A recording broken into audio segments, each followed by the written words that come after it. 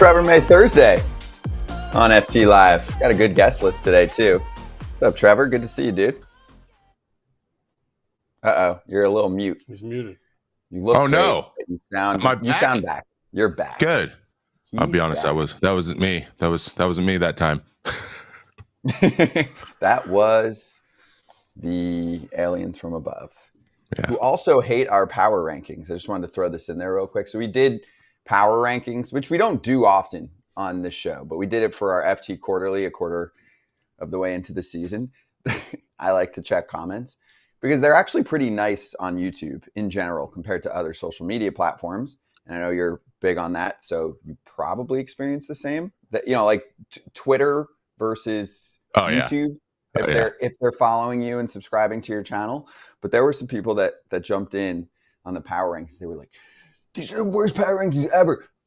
I'm never watching the show again." Like, don't watch. Are you serious? And then, you're right. Okay, don't. Like, you're that offended? How can they leave off whatever? Not a real show. Like, it's opinion. Some people left off the Yankees, and some people, I think one person on our group left off the Braves.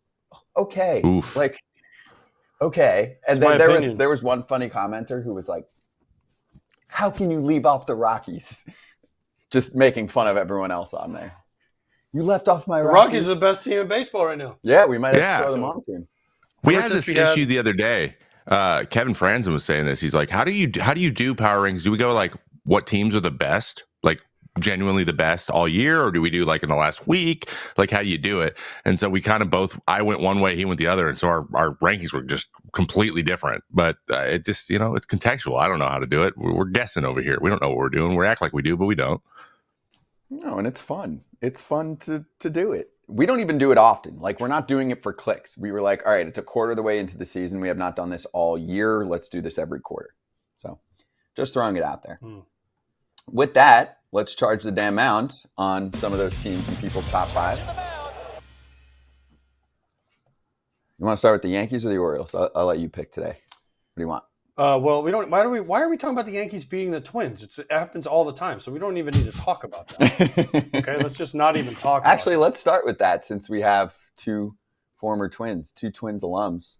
Listen, I was there before this because we used to actually beat the Yankees, and then about 2003 they beat us in the playoffs, and after that it went. Woo! Yeah, I was there for 4 of those straight losses, so I was right in the thick of it. Yeah, it wasn't fun. Not fun at all.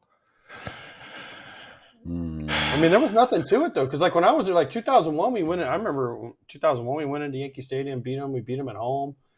In 2002, we did okay against the Yankees. Like, we weren't. And then 2003, I think we did fine in the regular season, and then we lost 3-1 in the playoffs. Like, we won the first game and lost the next 3, I believe. And then that was kind of started. But, I mean, we won 1 in Yankee Stadium, game 1, and then we lost the next 3. But it wasn't like we got killed. They were fairly close games. It's just amazing, though, now.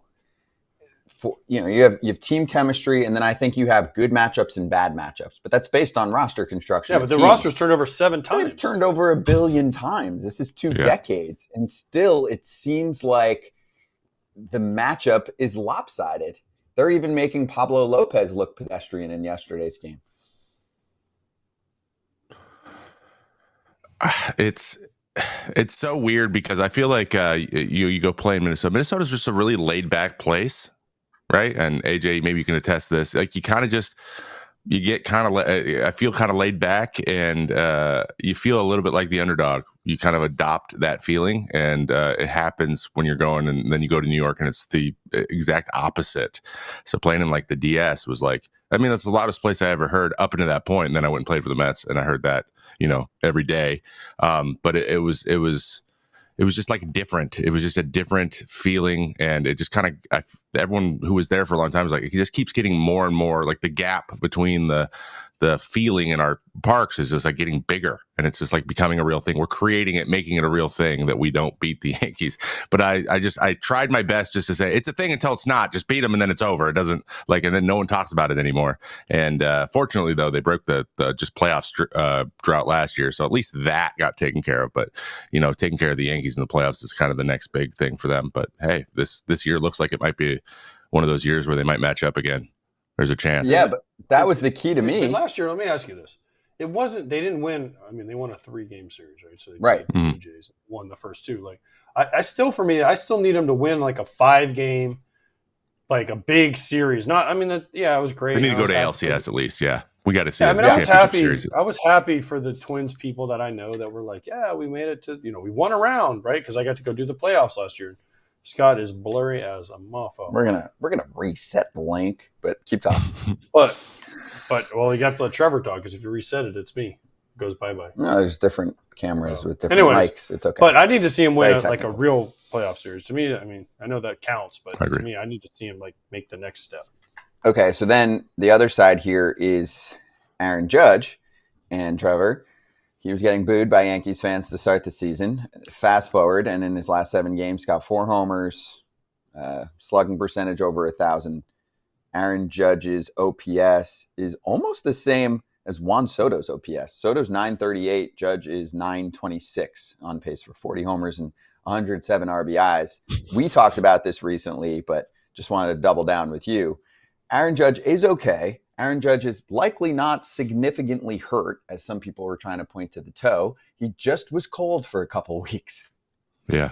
He just started slow. It happens to everybody. But if you comment on your injury, which he did, he's like, it's something I'm going to be thinking about, or it's going to be part of my routine moving forward. That means he's like, there's days where it's sore than others, and it's just something he's going to have to manage. But you get in the swing of things through the season, he's going to feel better and better and better. I think that's what we're seeing. And it's warming up, and you get your swing. All those things happen at the same time, but little nagging stuff, and AJ probably knows this better than anybody. Little nagging stuff can be a big deal, even if it's just like a tiny thing day to day, but out in the field, like if it's something you have to think about, it can drastically reduce your ability to get the job done. And there's just no way to do it from there. So it looks like he's feeling better, and he's focused more on just playing at this point, not just trying to manage something. So that probably had something to do with it, but probably wasn't as significant as people thought at the time. Nice 4 extra base hit. Also, game. Let's just say this. You want to know what sums up the Yankees versus the Twins? When Willie Castro gets the fly ball, like just behind second base, he's like, oh, that's the third out. And whoever was on third just walks home because he forgot how many outs there are. Like, that just sums it up. And then the next ball is hit to him. He catches it, and he chucks it out of the stadium. Well, Trevor said it's laid back there. It's so laid back that sometimes you just forget regular baseball things. Yeah. I mean, listen, it happens to everybody. I've done it before, but I don't know. I don't know. By the way, lock it in. Yeah. It happens. Yeah. There's a tank from Judge, too. 467 feet, third deck. You know why Pablo Lopez didn't hit his bet, right? Because you placed it, which we'll get to later. Yes. Okay, let's get to the team that they actually have temporarily passed in the standings by a half a game. So the Yankees are in first place by winning percentage over the Baltimore Orioles, who are still amazing, 27-14 on the year, and they've played 2 less games than the Yankees. But Adley Rutschman saves the day from this epic streak that's been going on for a long time. They know about it. Sarah Lang said 2 years to the date since the Orioles were last swept. Adley extends the regular season sweepless streak that began the series before his MLB debut. How cool is that? Adley has never been swept in his big league career. Not true. In his big league career? True. In his regular season big league career. Thank you. And he prevents that from happening in this game with a little, what do you call that, wall scraper-ish homer? Yeah. It was high. It looked a little wall scrapery. I mean, it hit the top and bounced up and hit the guy. Yeah. I don't care. I'm just saying. Yeah. Homers are homers. Welcome to the club, Jordan Romano. Now we've both given up a walk-off homer to Adley Rutschman. So, are you on that list? Oh, I was the first one. Yeah, after some a little bit of trash talk on the in the clubhouse to fire the guys up early in the series. Maybe I might have poked a little bit of fun out of how young the name Adley sounds, and then he took me deep that night. So I got on the bus, and the first thing I said was, "I just want to formally apologize to Adley Rutschman. That is a good name. I was wrong." And the boys liked that a little bit because we just got our ass kicked for 3 days. So, but yeah, it's a grown man's name. That's karma right there. Did you say Grayson that Rodriguez to the press? shoved it? Yeah. You said that to the media, or you said that internal to the team? No. to the team. It was Okay. The mic was mine, and sometimes you just got to stand up, and be like, "Hey, I messed up. That's on me. That one's on me, and that one was on me." I think that would have been hilarious if, like, the post game, it's the first series and Adley has a good game. Trevor, what do you think of Adley and his at bats? His early on in his career. Well, it's a pretty babyish name. It's a young man's name. I feel like he's 12. Like that's kind of where it was. But that's all I had. That's all I had. That's the only joke. I'm like, how would I say the kid's really good? And he's like, by all accounts, like a great like clubhouse guy, great dude, and like a leader already. Like what else can you say to, like, I don't know, talk trash? So I was like, he sounds like he's 8, and then he didn't swing like he's 8. And then I was just like, you know what? I'm a huge Adley fan. I think he's awesome. So I was searching. We were searching. It was not a great beginning of the season last year, but you guys know that. You talked about it. Yes, I got my home run lock for the day. Volpe. Yes, thank you for the live play-by-play updates. Appreciate it. Guess who they're playing against? Oh no, we're talking about already. Yeah. Okay, so next up, so there's a couple more things I want to cover before we get to Rowdy Tellez. I'll let you pick on this one, Trevor. Do you want to talk bat tracking or sticky suspension first? Oh, that's tough. I'm super pumped. Very passionate about both those things. We can talk about the sticky suspension. That's really interesting. Yeah, I really don't care about the bat tracking thing. I mean, I know Scott really digs it, but I don't actually really dig it. I think it'll be cool. I just want to let the nerds deal with, or like play with it for a while, myself included. I got spreadsheets. For me, I don't have spreadsheets. For me, it's like, can you get a hit or not? Like, that's all I want. Yeah. If the game's on the line in the 9th inning, I know, but how do you evaluate? I can count on to get a hit against the closer. If you are, I want you on my team. I understand that, but how do you evaluate what your bat speed is? Or is there something extra that you can add to your evaluation, which is interesting? A guy can speed his bat up or whatever. I don't know. There's something there. It's cool. Like, anyway, we're gonna do the sticky stuff. I was like, wait, so are we doing bat tracking or we're doing sticky stuff? You almost reeled me in, Scott. We'll do bat tracking second because we'll bring it into Rowdy Tellez. I'm sure he loves bat tracking. So, Ronel Blanco, what? He loves bat tracking? I'm being sarcastic. He's probably going to be like, that's stupid. Ronel Blanco of the Houston Astros has been off to a great start. We talked about him a little bit yesterday. He's got a 2.09 ERA. He's been really the savior for the Astros. And he's going to miss 10 games, even though he said he was going to appeal it. Someone probably told him, no, don't, because you don't win those. Wait, are you sure you can't appeal them? I think you can appeal them, but you will automatically lose, basically. You won't win. It'll just delay it. You can't appeal it. It's like... I mean, you can. It's like calling up the commissioner and asking him to force the A's to be sold. Like, he would laugh and hang up the phone. I think it's like a one-man voting process or something, and it's the league. They're going to be like, yeah, no, we're not going to vote against ourselves. So anyway, he was booted. The only thing that's happened since our last show was the suspension comes out like it always does, 10 games. But this is the first sticky suspension of the year, Trevor. So where are we at with this?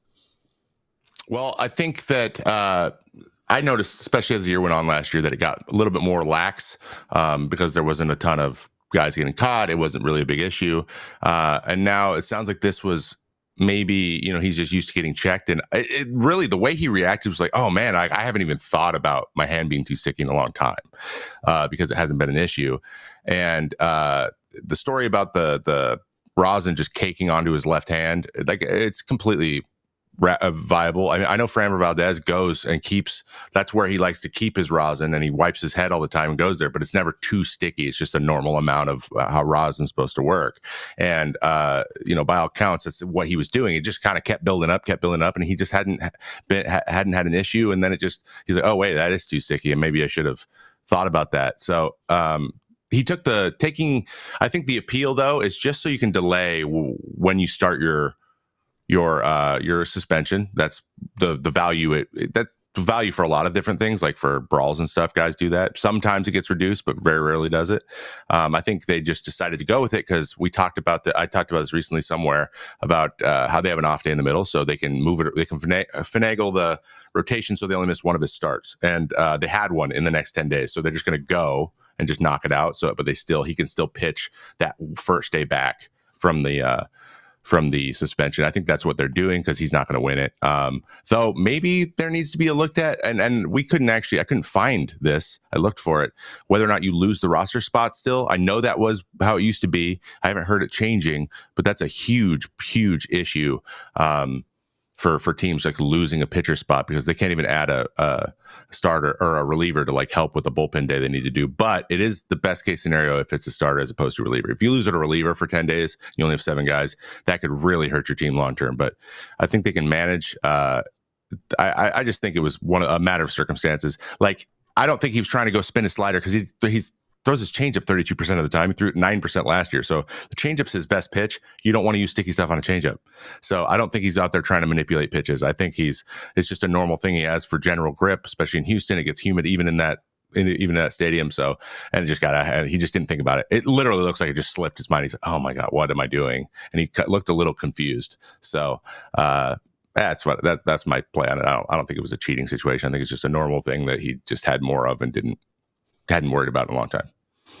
The roster part's a good point. You lose the roster spot. I know we poked fun at this last year. But we're like, you can get busted Christian for Javier roids. coming back today, so they gain a starter. Right. They're going to go with a 6-man, I believe, anyways. Yeah, but still, in my mind, weird because you can lose a dude to roids and you get to fill that spot. But on this suspension, we don't fill the spot. It's like if you get into a fight and you get suspended, you don't get to fill the spot.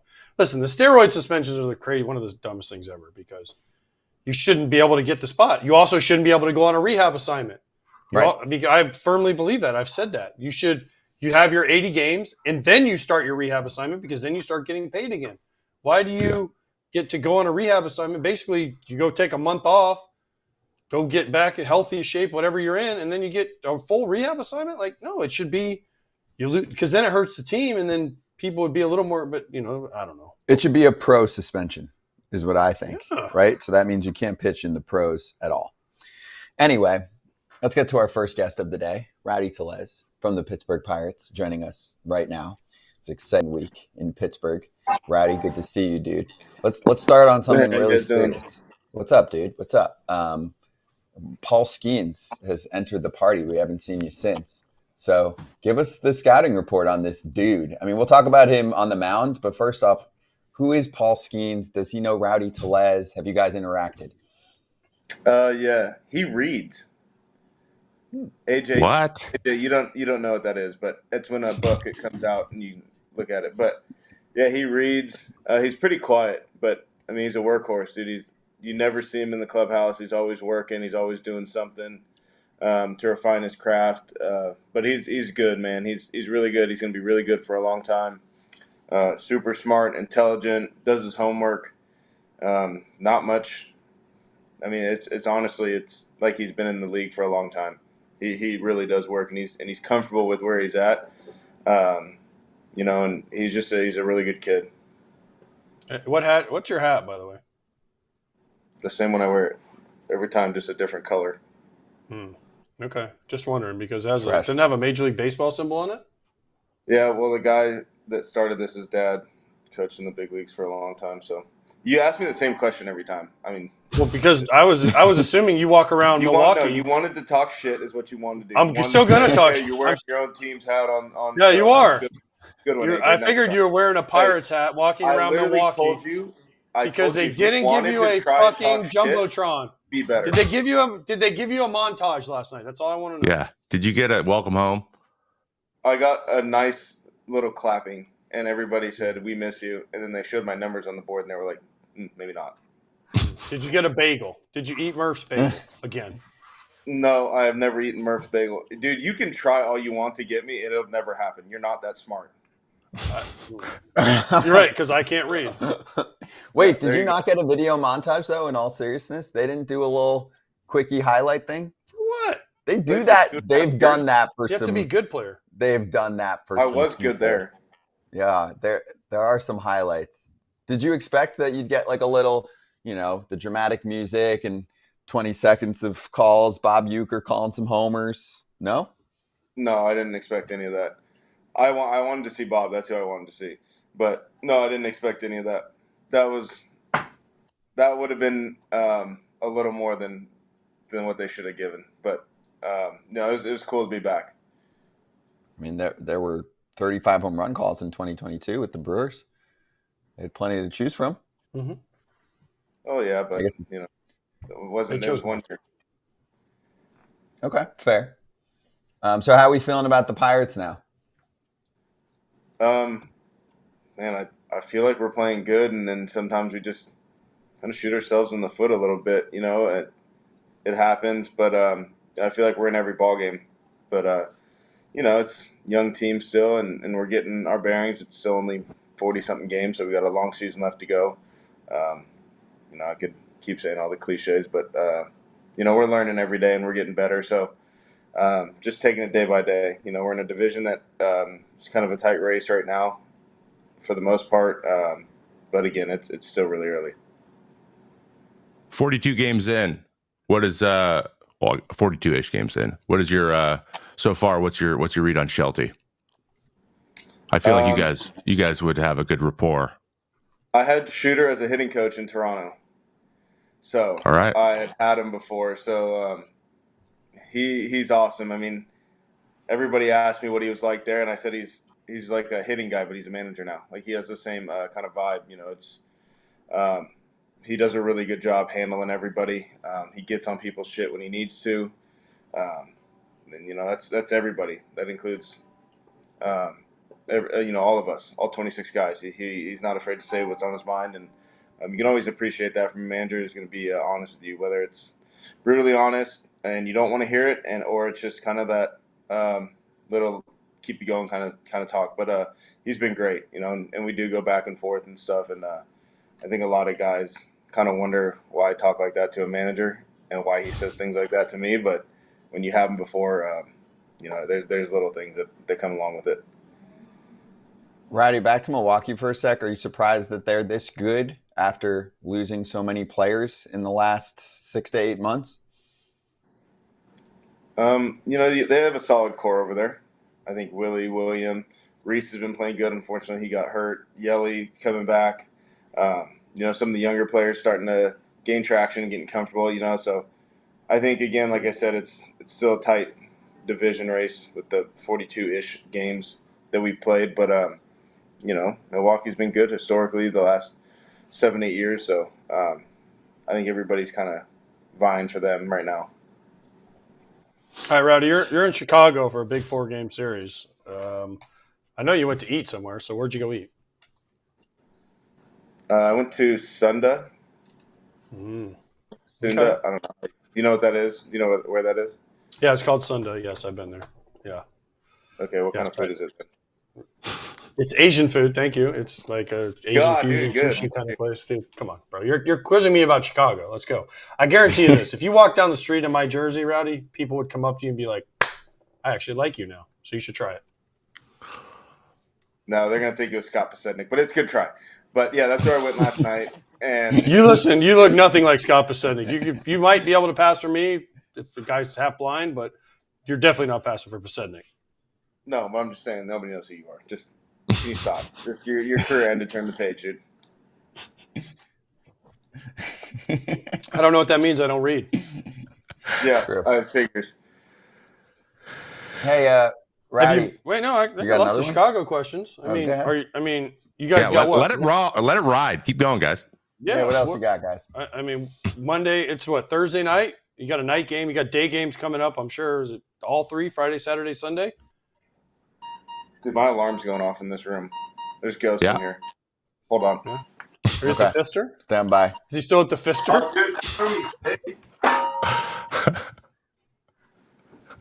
Dude, that is a very Fister-like I thought I was going to get... Did you see a ghost? Well, let's talk about that. Did you see a ghost? No. Reynolds did, though. He said his light in his bathroom was going on and off and scaring him. He couldn't sleep. and he couldn't sleep, so then we went 5 for 5. It was one of these crazy things, you know. I don't know what happened, but I was hoping that ghost was going to be in my room. Wait, what? Go on. How come that never happened to me? I begged for the haunted rooms. They're in the Vinoy every time. Like, can I please have the haunted? Yeah. And he got 5 hits out of it. I know. I wanted to talk ball with Yeah. the ghost, and the ghost never showed up. It always showed up at like one of our coaches' rooms. Like, I'm like, they don't want to talk. They don't have to play. Yeah, I don't know. He's one of our few guys that gets suites on the road, so I think you got to be like in the suites. I don't know if you had one there, but that's where he was. He found Brian. In the tower. He must have been in the tower. Yeah. And I've only been in the worked. tower once. I didn't see a ghost either, but I would also ask to see a ghost. I think that's the problem, man. You got to be afraid of seeing the ghost for it to show up. They're not interested Yeah, if he you're knows. like pumped. Yeah, they know. Like I've wanted to multiple times be with the ghost in any of the haunted hotels, minor leagues, big leagues. But yeah, it never happens to me. That's what I need though. Is Reynolds that guy? Like, is he a guy who would be a little bit shook by a ghost? So yeah, he was. His story of sweating profusely till 4 a.m. and being scared and having the pillow over his head, and you know, I don't know what paranormal activity he's had in the past, but he did not like the ghost. And then Why didn't he get up and just check the light switch? I don't understand. Like, the light's going on. I mean, I don't know. Get up and touch the light switch. See what's going on. This isn't Ghostbusters. Like, Slimer's going to come out and get you. you never know if it's a mean ghost or a nice ghost. You gotta, you know, sometimes you just don't want to take those chances. Maybe he was comfortable and just didn't feel like moving, and then he was in too deep. So he's just sitting there for hours, and he's like, "Well, I can't get up now." Man, this is much better than getting up and seeing what's wrong with the light. You just never know. Do you have I any? don't know. Did you Maybe guys should have bring any him on the players? show. I would love to. I'd love to Actually, get him now on I'm the going show. to I'd love just to for talk that story. ghosts. I'm going to send a request to the By the Pirates. way, do you have any guys that didn't stay in the hotel? Because I remember a couple times we had like Colton Wong wouldn't stay in the Pfister. Then we went to Milwaukee. I think Yachty didn't stay in the Pfister because he was scared. Yachty won't. Yeah. I think Shelby Miller didn't stay in the Pfister because he didn't want to. Mookie Betts, I think maybe. There's a Didn't bunch he get of like an dudes that won't stay Airbnb there. or Like, they something, or a refuse to stay Verbo? there. I don't know, but I think V-Mart left halfway through a series once. Really? The only guy that Yeah. I think would do that would be Kutch, but I know he stayed there. Maybe Chapman or Yaz. But I don't think so. I don't know. I don't really keep tabs on who stays in the hotel and who doesn't. I just make sure that my bed has sheets and pillows and they're clean.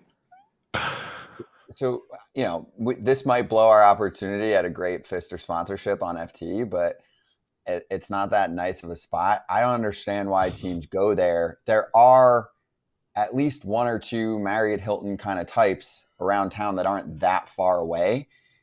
I've been there. I've stayed at the Pfister probably 3 or 4 times. And then the last 3 or 4 times I was there, I stayed at one of the more well-known chains that, you know, wasn't built in 1858. I don't understand why teams stay there. Why is that still a thing? Yeah, I don't know. There's a Trevor. Did you guys ever stay there? Did you guys stay at the Journeyman?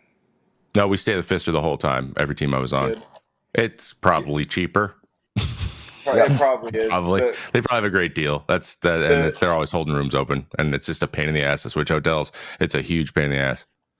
yeah, the Journeyman is where all the basketball teams stay. The rooms are about as big, maybe a little bit smaller, but they're way nicer. It's a newer one. It's in the 3rd ward, so it's by more food and more things to do for people. But yeah, I don't know why. Because when I played there, a couple teams would stay there. I know the Giants stayed in the Journeyman, and I think the Yankees did too. But I don't know. Journeyman is newer and nicer, and not haunted. I've stayed there. I think I stayed there. It's like in all the restaurant area. That new Yeah, restaurant. The third Yeah. ward, yeah. Yeah, It's not bad. It was nice. It was nice. It was like it's kind of cool because you walked outside and there was like a bunch of restaurants. Because kind of the Pfister, you kind of got to walk a little bit to find anything. Yeah, the Pfister's more just downtown, and then the Journeyman's the 3rd ward, which is the food and coffee shops and more kind of like that kind of scene. I'll take us back to the Pirates. Why? We're talking ghosts. No, if you have more ghost questions, go for it. I have a player Peterson? question. Chris the vibe. Because we don't want to talk about the Pirates. Did you play with Jace Peterson? Didn't you? Yeah, I did. Did he ever tell you the story when Johnny Gomes and them tried to pretend like there were ghosts in his room, and they wrote stuff on his mirror before he got to his room, and like did all these crazy things. Like the guy make the lights go on and off, and so when he checked in and he was sleeping, like they could control the lights, and like there was stuff written on the mirror, and they freaked him out, and he like left in the middle of the night. He went and slept. I think he might have went and slept with Cam Maven, but he went and slept like in someone else's room. No, I did He told not the hear that. story on here. I was actually texting him yesterday. We were talking just about fishing and outdoor stuff, but no, I did. He has never said that. Yeah, so next time you talk to him, ask him about it, because Johnny Gomes is like had the time of his life doing it. I remember they were talking about it for days. We're like, Jace is scared of ghosts. We're gonna get him. And Jace told the story on here. We had him on, and he's like, "Yeah, they got me. I walked in and I was freaking out because there was lipstick on the. Oh, I mean, they did all kinds of crazy stuff in his room, moved stuff around." Well, he is a Louisiana guy. They kind of do some voodoo down there, so he might have had some bad history. He didn't play with that either. Yeah, he didn't like. Yeah, he didn't like it. I think it was what they wrote on the mirror, and then when it fogged up, like it showed up. Like that's like he took a shower, got out, and there was something written on his mirror. Yeah, they did all kinds of crazy stuff. It was wild. Yeah, that didn't happen to me. He must like in-shape players. That goes because we have Cam Maven next week. We'll ask him about it. I think he was. I don't know if Jace went to someone else's room and stayed because he was scared of. Like, you saved him. Yeah, we'll ask him about it. That's fine. Can I ask him about one or two? Maybe he wasn't scared. He's team bonding. He's learning new teammates or something.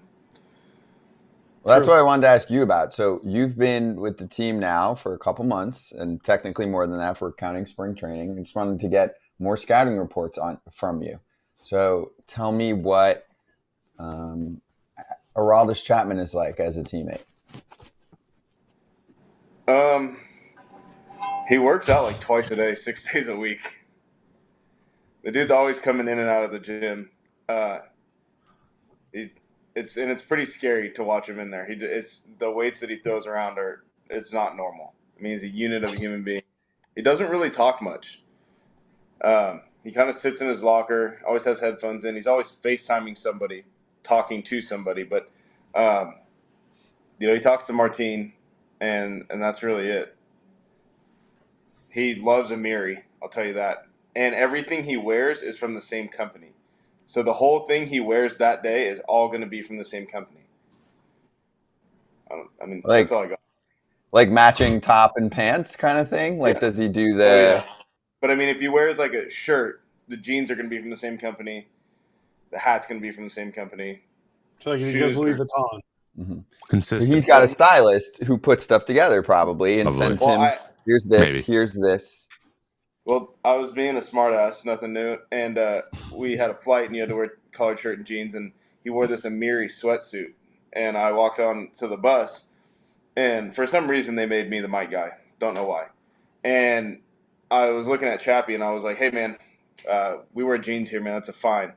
And he looked at me, and he laughed, and I was like, it's not funny. I'm being serious. Like, we wear jeans. Like, sorry, I got to enforce all the rules.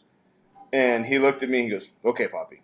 And so then I was like, well, let me ask this first. How much did that cost? And he looked me up and down, and he goes, a lot, Poppy. And I said, okay. And we left it at that.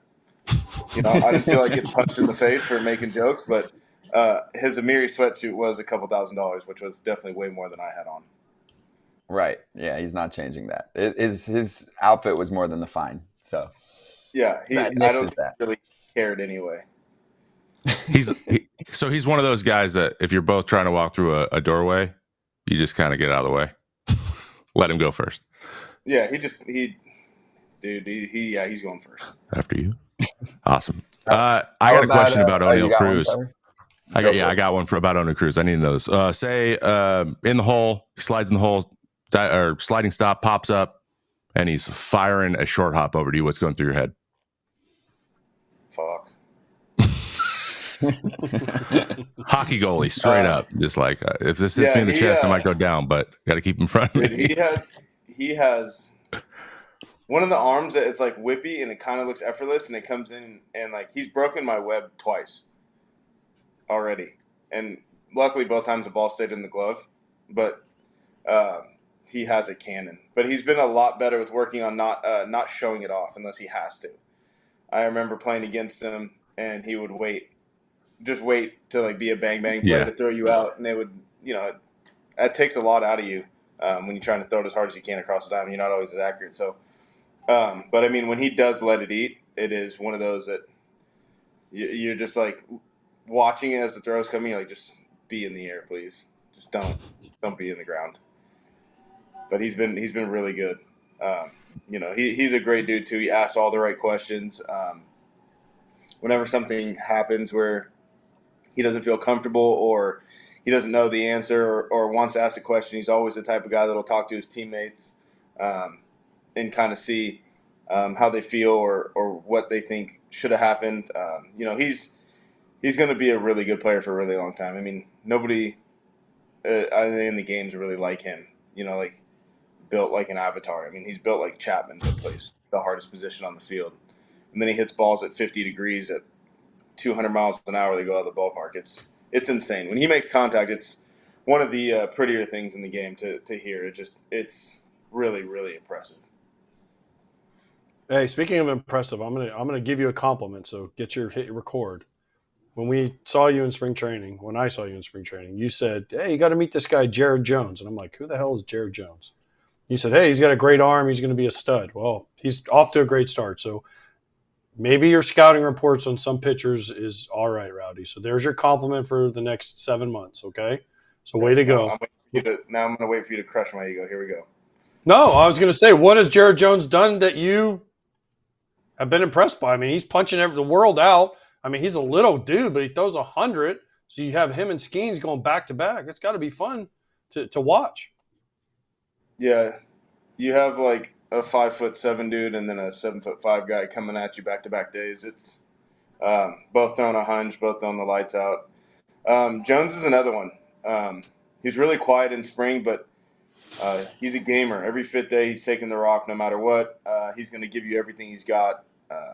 He's really, really opened up too, kind of as a teammate and as a player. You can tell, it's never comfortable being in the clubhouse when you're 22, 21 years old or however old he is in the big leagues for the first time. But he's really opened up, and it is really fun to play behind him too, because that he's coming with it, everything. He'll tell you, here's the heater, here it's coming. He's got a wipeout slider, good breaking ball. But he competes. He's one of those guys that when he gets on the mound, that he's going to give you everything he's got every day. He's going to empty the tank. He's going to leave it on the field, and that's all you want as a defense and as a team. You want a guy that's going to go out there and give you every single ounce of energy he's got. And when the game's over, and you go over there and you pat him on the back and say, "Man, hey, way to chuck it." 7 innings, 1 run. That's what he does. So another guy that's a professional at a young age. So we've been very fortunate for us that our pitchers and our young players are professionals, ask the right things, do the right things, hold themselves accountable, and are always out there trying to be the best they can be and learn and get better every day. Hey, Rowdy, we had Henry Davis on before he got sent down to the bushes again, and he brought you up. Now, and you brought him up to me. That was what? Don't say he went back to the bushes. That's what we called it. That's what we called it back in the day. Yeah, I mean it is, but like it's not a disrespect to him. It sucks when he gets into the bushes. It just okay. You're right. Keep going. No, it's not disrespectful to him at all. But what I was going to say is you shouldn't be wearing sweats. They need to have belt loops, and yes, I will enforce that. So you want to say anything else? No, can I finish? He came on the show and he told the story, and he said, "Hey, Rowdy's kind of taken over as the leader. So don't be so sensitive, okay?" Now, I'm not being sensitive. Dude, you never give compliments, so I just gave you 2. Okay. Now, the real question is, he also said that you were on the mic, and you also admitted you were on the mic. Were you too hard on him on the mic, and that's why he got sent to the bushes? I didn't even call him. I don't think I called him up. Well, then it could be your fault. Maybe you should have called him up and said, "Hey, sing us a song." I mean, I do roast him all the time. And he does deserve most of it. But, yeah, the pants one was pretty funny. He wanted to wear sweats, and he tried to tell me they're Lululemon, so they're not sweats. And I said, "Dude, they're a drawstring." Oh, no. Those are sweats. And he was like, well, but they're Lululemon. I'm like, Henry, I don't care. Like, you wear belt loops here. This is the big leagues. And he goes, Shelton said that we could wear sweats. And Oh no. I said that applies to Andrew McCutchen and Aroldis Chapman. Like, those guys can wear what they want. I said the rest of us, we wear jeans and shirts. Like, that's just how it is, man. I hate to break it to you. And then he kept trying to justify, and then I just started going in on him and telling him, like, hey, man, this is just the rules, the ways. You're going to get worn out as a rookie. Like, that's just what happens. Luckily, you didn't have AJ. I've heard a lot of stories about AJ doing stuff to rookies. So I said the fact that I haven't done anything physical yet, is going to be a big telltale sign of how this year is going to go. But again, Henry had a couple of learning moments that I handled with him, and whether he learned from him or not, we'll find out when he gets back. But again, like, the game's gotten a little bit different from. I mean, it's been pretty lax since I've been here, but I think when we used to have the mandatory collared shirts and shoes, dress shoes, like sometimes sport coats. But I mean, I know when you came through, it was suits the whole time and all that. But it's just one of those where it was like, hey, man, we at least got to look somewhat professional. Listen, bro, we used to have to wear slacks all times on the road. No jeans. Jeans weren't allowed. It was slacks all the time, collared shirts all the time on the road. There was even some teams that wouldn't let you wear shorts to the ballpark at home, which is crazy to me. Thank God I went on that team. But yeah, there was like, you went on the road, it was suit on the plane, even if you left at 3 a.m, got in at 5 a.m. And on the road, it was slacks, no jeans, no shorts, no tennis shoes, collared shirts. Usually they wanted a button-up shirt. I mean, it was like strict. And now it's like, wear whatever you want. So, yeah, and I think I still wear jeans on the road in a collared shirt, or just a shirt with like a nice little jacket. But for me, that was one of the things that we got worn out for if we didn't wear anything nice or forgetting beer. Like I wore him out, and I still did when he was here about a speaker, and it was always like, I don't have the speaker. I'm like, dude, you need to charge a speaker. You're the rookie. You're the one that had the speaker, and it was pretty funny because he would get worn out. I mean, sometimes he would catch some strays. And this from a few of us, but most of those strays were coming out for me. Incredible. He made some mistakes. I heard some mistakes. As soon as he tried to make that first excuse, you were just like, here's a target. It's on you now. So congratulations. You're probably going to have that for the rest of the year. And we'll see what happens. But I got to ask you one question about the new swing stats that came out. I don't know if you pay attention to this stuff. We're interested in hearing from all the hitters. But it's got like your swing speed and your swords, which you only have 2 of this year. Congratulations. It sounds like you make your decision when you want to swing. But is that stuff you pay attention to? Have you looked at it at all? Were you even aware of like what your bat speed was before this stuff came out? Because some guys aren't. No, I wasn't. And I didn't know. I don't care. You just told me. Kind of am more on the old school side of like, hey, I need to show up and hit every day. I need to show up and post every day. And if not, then, I got to be better. So you can have a soft swing speed and hit 300 and post every day, or you can swing really hard and not post. I think the metrics numbers that are on those pieces of paper aren't always, they don't translate to the game. Yeah, you can swing as hard as you want. And have the hardest swing speed. I don't know who does in baseball. If I had to guess, Juan Soto maybe, or somebody. Stanton by a lot. Oh, okay. Yeah, Stanton. You're up there, but Stanton's 450 homers. I mean, yeah. He hits the ball hard and far. But, I mean, my point is you can swing as hard as you want, but if it doesn't translate in the game and you're swinging and missing at everything, then what's the point of swinging hard? We got to make those changes. So for me, it's just what can you do for me? What are you doing for me inside those white lines? So basically saying more of what's on the back of the baseball card, like those productive numbers when you're driving in runs and having extra base hits and doing things to help your team win. I think that looks a lot better than swinging hard and launch angle and all that, because sometimes it doesn't work. But to you, like, yeah, I've heard about this new stuff that they're starting to measure now. I mean, Henry talked about Driveline and what Driveline's doing, and Driveline's came a long way on the offensive side. So I should say, talking to Henry and listening to him talk about it, I have gained some knowledge of what they're starting to look at now. Okay, Awesome. I like it. I agree with what he said. Yeah. I mean, can you get a hit? That's all I care about. Can you get me a hit? But he answered it eloquently. We've had answers across the board. Some have gotten deep into it, like Austin said. There's like, I'm reading fan graphs, and then you have Bryce Terang was like, yeah, I don't care. Yeah, I mean, look at it. Like Luis Ariz is hitting 350 every year, and he probably doesn't have the fastest bat speed. He's got the slowest. Yeah, I'm over here hitting 180, and I swing pretty hard. So obviously he's doing something. Each player has got to understand their game and what they're good at. You don't need somebody swinging as hard as you can when they're not going to leave the yard 35, 40 times. And you don't need somebody like me who can't steal bases and run, laying down bunts or soft singles. You got to understand who you are as a player and what you're bringing to the team and understand that. So I think, those are great. They're knowledge. You keep them in the back of your mind and you understand. But again, Trevor, you're looking at a guy like me that swings as hard as you can. You're probably not going to be throwing fastballs all the time. Exactly. That's why it's valuable for me. That's why I like it.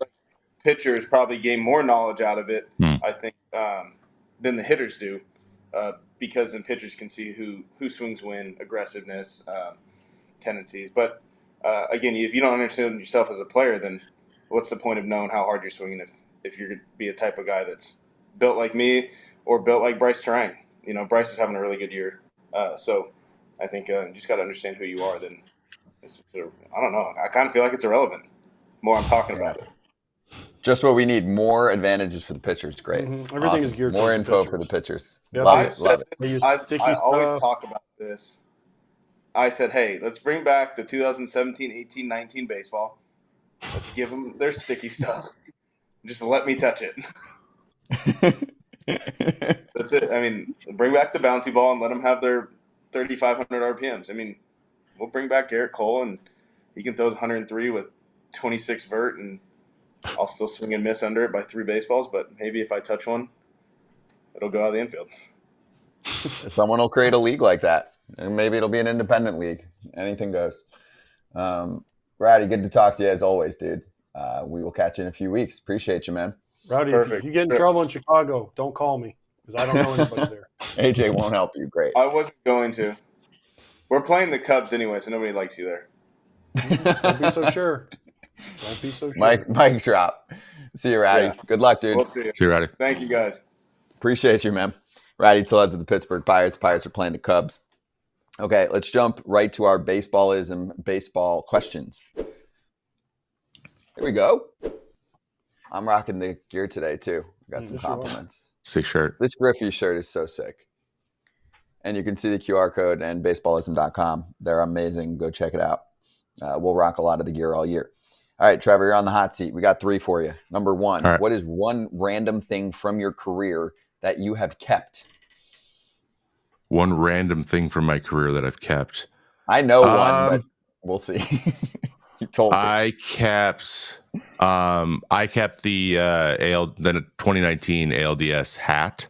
I'm not a hat I don't keep them unless I can wear them, but that was one that I try to keep like one thing from a year. So that's the thing I kept that year. I think it's one of the cooler things I have from my career.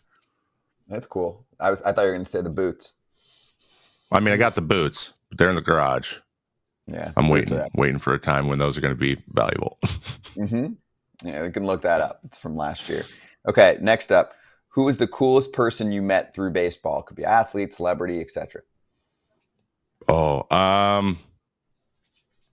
Griffey. Meeting Griffey was maybe the coolest moment of my life, and he was in a hurry and did not want to talk to me, and I did not care at all. Shout out to Torrey Hunter T-Nuts for setting that up, dude. That was one of the coolest things anyone did for me. I had no idea I was going to react the way I did, and I was like, "Hi, Mr. I called him Mr. Griffey." It was bad. I was like, I've never been this starstruck, and it happened fast. Like, just hit me like a ton of bricks. Well, it was a while ago. It was Twins days, right? You're saying with Torrey? Yeah, it was my last year. 2019, actually, when I met him. Yeah. Okay. And lastly, what city have you been to that you thought would be cool to have a baseball team? A major league. Oh, I think I'm on the Nashville train. I think It's hard to beat Nashville. that'd be a great city to like have be in your division. That'd be just it's just a great city to go like be the visiting team in. I think a lot of guys would love to do that. And Tennessee didn't have a team. They could use one. It's baseball country. Like they're kind of craving one. So give them one. Or Montreal, I think would be second. But Nashville's the redneck Vegas. Yeah, it's awesome. It's good. Everyone says it's awesome. It's also just an auto win. The league has basically already said they're going to get a team because they know it's going to be successful. I mean, Nashville is a fun Broadway. The whole deal is cool vibe. I mean, listen, did you play in AAA? Did you play in Vegas in AAA, or you were in the other league, right? No, I was in an international league. So everyone was like, "Oh man, this has got to be the greatest home field advantage in the world." The Vegas team. Oh, because PCL had Nashville and Vegas, so we got to go to both, right? It was great. But, you're like, oh, Vegas is going to be the greatest home field advantage. The problem was, not only was the visitors out all night, the home team was with the visitors out all night. So it was like, but they were doing it for 10 days in a row. We'd come in and do it for 2 nights and then be out. Yeah. They were on their 9th night of doing it. Those guys are like, you think we're immune? No, we're right there with you, man. We're here all the time. A lot of them would like rent out like suites, and the hotels, would give them that's trouble like rooms for cheaper because they wanted them in there. Ooh. Yeah. It's a good time. It's a good time. Anyway, baseballism.com for shirts, hats, sweatshirts, jackets, pants, accessories, the whole deal. Men's, women's, youth, the official lifestyle brand of baseball. QR code bottom of your screen, or just hit up the website at baseballism.com. I thought for sure Trevor would say hard hit New Britain. Hard hitting New Britain? No. I don't think they're getting Did you not I'd play love there? to see him play in that park. I wonder if they have a batting cage now. They had a net. They had a net in right field. I mean, that was it. It was a net. They burned it down my year there, so that wasn't even there. They had nothing. We had to go hit at the college, which was awful. Oh, now we got Whit Merrifield at the door on FT Live right now. Whit, what's up? Actually, question for you based off what we're talking about. Have you ever been starstruck on the field, meeting a player or celebrity or anybody in the last 10 years or so, where you're like, oh, crap, I need to say hi to this dude, but I'm kind of nervous? Yeah, I mean, probably like the first time, Trout got on base when I was playing second early in my career, Miggy. I would say those are the Albert, Yachty. Those were the guys for me that I wanted to go say hi to, but it was not a comfortable hello. No one off the field though. No one like off the field. You're walking Like you're downtown KC, downtown Toronto, downtown Philly, and you're in KC and Mahomey walks up and you're like, oh, hey. Yeah. I mean, we have this when I was in Kansas City. I think they still do it. This big slick event every year, good charity fundraiser event, and Paul Rudd, Jason Sudeikis, Eric Stonestreet, David Koechner are the guys that kind of spearhead it, and they usually have some big time celebrities that show up. Got to hang out with in 2017 actually. We got to hang out with Garth Brooks backstage, go up on stage with him, and shoot off some T-shirt cannons when he sang "Friends in Low Places." And hanging with Garth in the green room was pretty surreal. That was a big starstruck moment.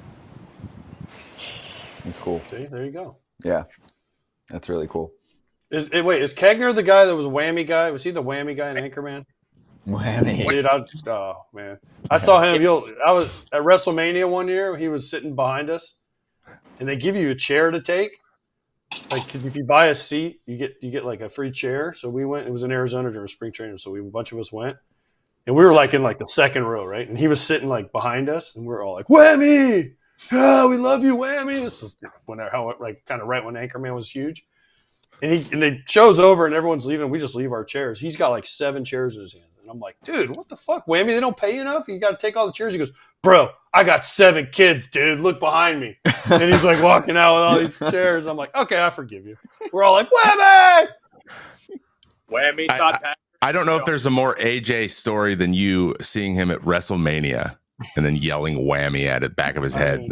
That's pretty awesome. Not as good as we were with Dale. I don't know if you guys know who Dale Torborg was, but he was a strength coach for the White Sox. He was a wrestler. He was like he was like on WCW.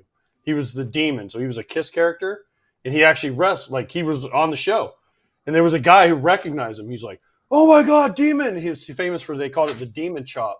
And the guy's like, "Demon Chop me," and we're like, "Dude, no!" And he's like, "No, I want it." And he had green like Scott shirt.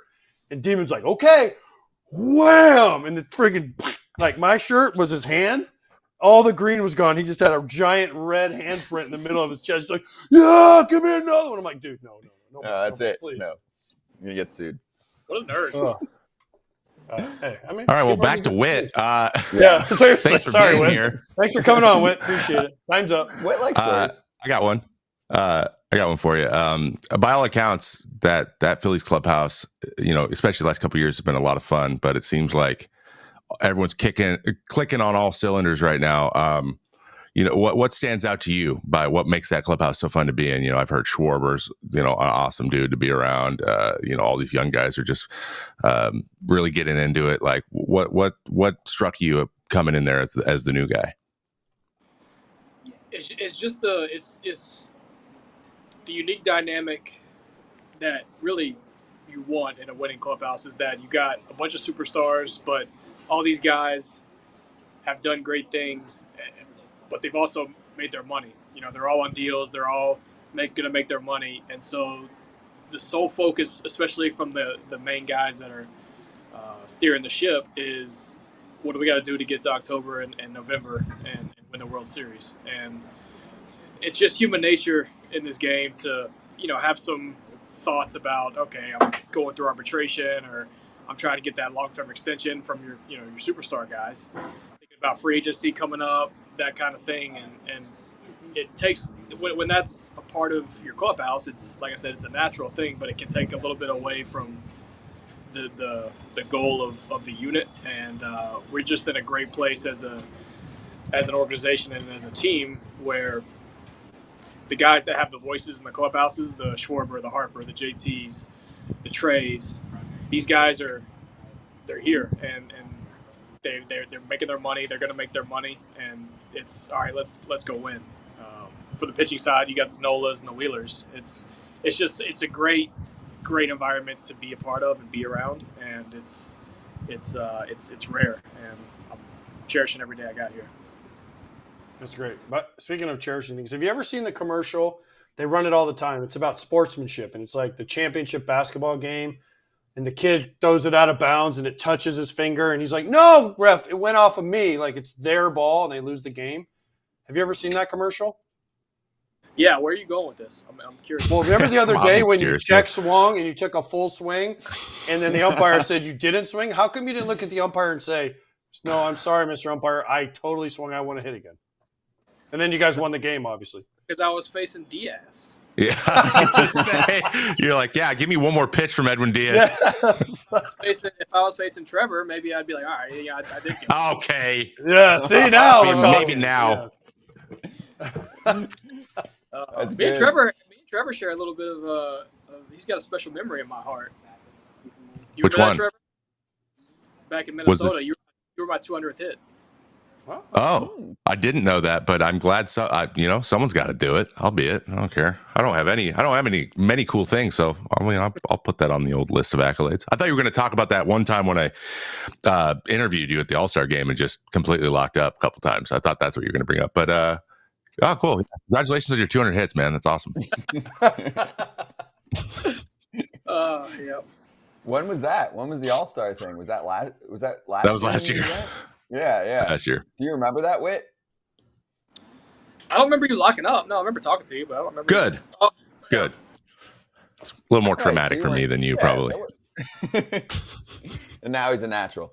Okay, next up for me on the Phils, Whit, a little bit back to the clubhouse conversation. there is one thing that has changed about this team, and it is a fast start this year. The prior 2 years, everyone knew that they were good, and the results for them ultimately were good. Not great because they didn't win it all, but good. They went deep, right? So what's the chatter about this year versus the prior 2 years, besides you, of course, being there this time? Well, I was going to say the difference is you got a guy, a veteran stud utility man that's hitting 190, that's carrying the load. So he really pushing the team over the hump to really get off to a good start. I would say that's the big.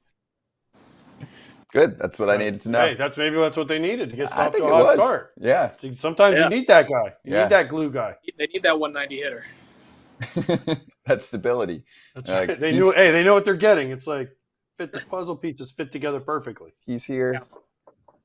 We're good. They're seeing my performance, and it's lifting them up and making them feel so much better about themselves that everybody's playing. Hey, speaking of guys that have gotten way better, Alec Boehm has been unbelievable this year. I mean, make his case for the All-Star team for me, because every time I turn on a Phillies game, he's hitting a double. He's making some great play in the field. I mean, I don't think he hates Philly anymore.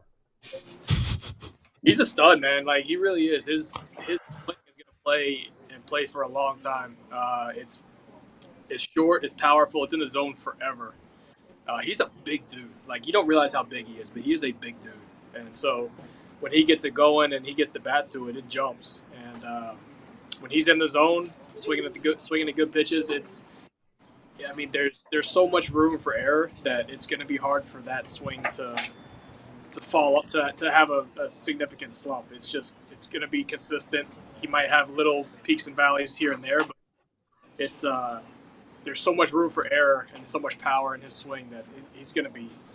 I've been so impressed with him, not only at the plate but in the field. I mean, he had his struggles early on in his career in the field, and he's made some really, really good plays over at third base, and he's been really solid over there. So yeah, he's just another stud on this team in this lineup, and it's fun to watch. I got one for you.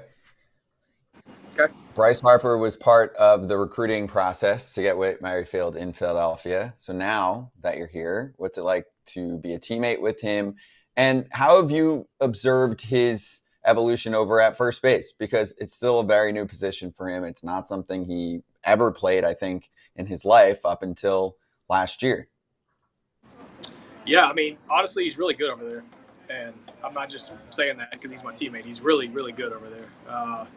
He's still, I would say, the one part of the first base he's learning is which is difficult for anybody that's not a normal first baseman, is like what balls to your right to go after and what balls you can let the second baseman take and get back to first. That would be the only thing that he's really like trying to work on. But he's been fielding the ball great. He picks the ball extremely well for a guy that hasn't played a lot of first base. And he's made some great athletic plays. I mean, he's such a good athlete that part of it was probably just going to happen just because of how good of an athlete he is. But it looks like it comes pretty natural for him over there. So yeah, he's good over there, man. It's fun to see. I mean, not remotely surprising. Oh, go ahead. Sorry.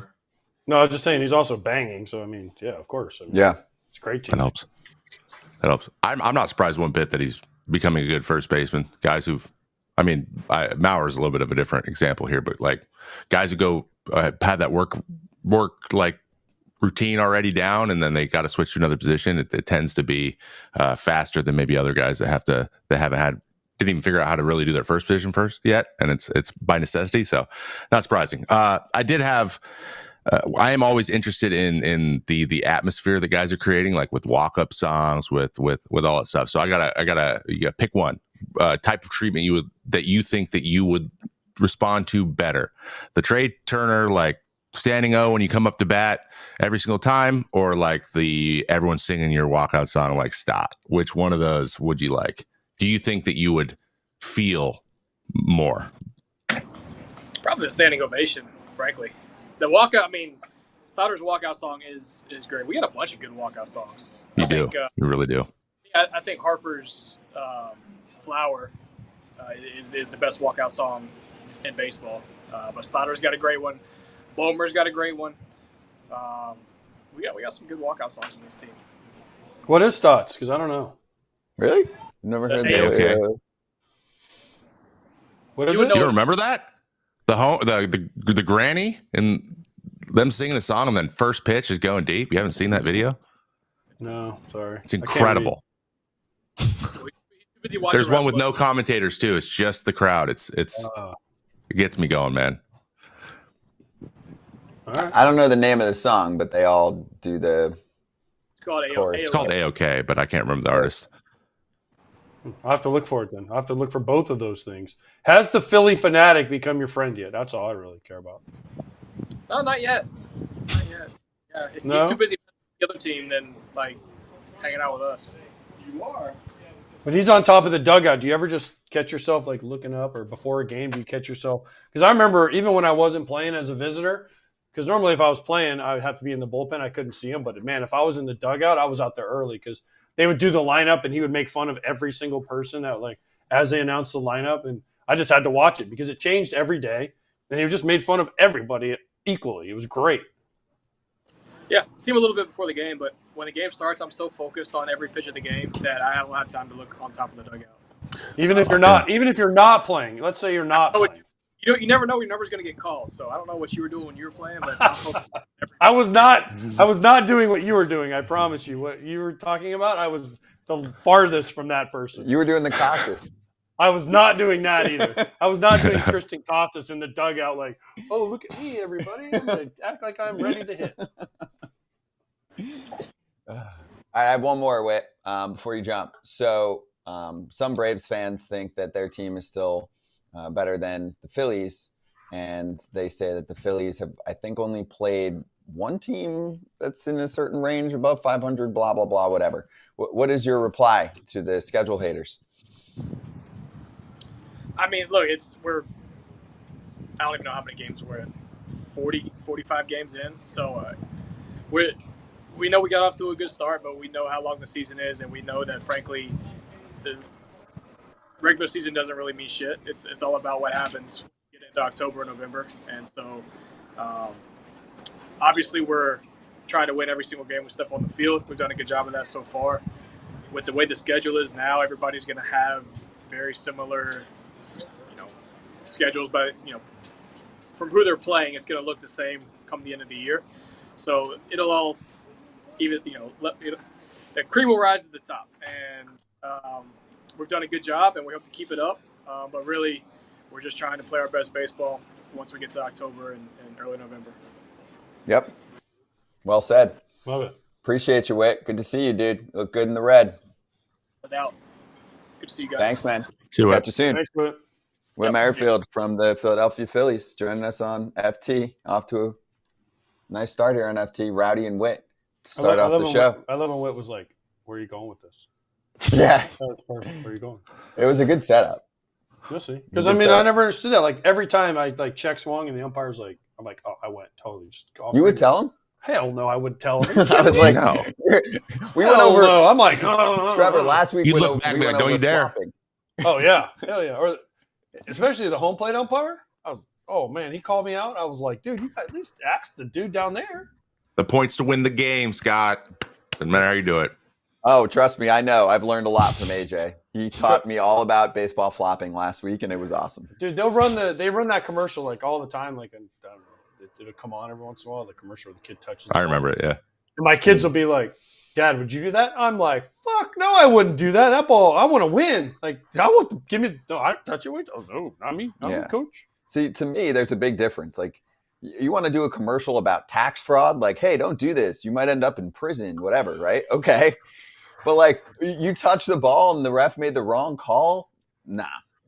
No. Yeah. I did not play like that, right? Like, no. That's too much. Anyway, let's get to our MLB rivals. Most entertaining pitchers in baseball right now. So each of you were given homework, 3 pitchers that are fun to watch. I'm sure there'll be haters, but this might be like a little bit of a lighter topic that won't piss as many people off. So let's try it out. Each of you have a top 3 that you most enjoy watching pitch right now. Trevor, who do you like to watch on the mound? Easy, low-hanging fruit. Mason Miller is Homer. so fun. So fun. The A is just, no one even is near him. It is awesome. I'm glad that, too, he has seemed to have changed his celebration when he gets a save. So the first couple, he did that huge fist pump, like a dangerous fist pump. I'm like, dude, you throw 103, you're going to throw your arm off if you do that too many times. So he's way more muted now, thank God. But that 103 with that slider is like, I don't know. I don't see how you can hit him unless he is not feeling great. That's the only way. If he's on, you're done. It's over. So love watching that kid throw. It's incredible. All right, he's on my list too, so I can't really make fun of him. Yeah, might as well. You guys can both cover him right now first while we're on. Listen, I love watching. We had him on the other day. Hear his story about the diabetes and all that stuff, and then just talking to the kid, it was incredible, especially after he was trying to be a starter. He couldn't stay healthy. They're like, hey, this dude throws 105. Let's stick him in the bullpen. He's just mowing through dudes. It is so fun to watch. And when he comes in, what's the best part is when he comes into a game, there's the big fist pump. But when he comes into a game, right, the other team's announcers are what's fun to listen to. Like, they are like, oh, my gosh, you got to see this guy pitch. And they just pump this dude up. That's how you know a guy's exciting to watch. And I told the story the other day when we had somebody on an Oriole on. And I was like, we had Mason on. And I told him, I said, my wife and kids went to a game. And all they wanted to see was you pitch. And it was in Baltimore. And they were pissed that Mason Miller didn't come in because they had heard all about Mason Miller. And I'm like, so that's how you know, like, you're exciting to watch. And my family that doesn't, I mean, my son does, but my daughter and wife don't watch a lot of baseball. But they know who Mason Miller is and how hard he throws. So they wanted to see him pitch. He's the show. Yeah. He's a show. He is what you pay to go watch in the ninth inning, especially if you're an A's fan. Yeah, it's ridiculous. 100%. Who has a deeper voice, Mason Miller or Trevor May? Trevor May's got a deep voice. Yeah, he does. But so does Mason Miller. Mason Miller's got a deep voice. We got a lot of comps. I mean, not stuff wise, but like guys like, dude, I can't tell which one of you's talking. I'm like,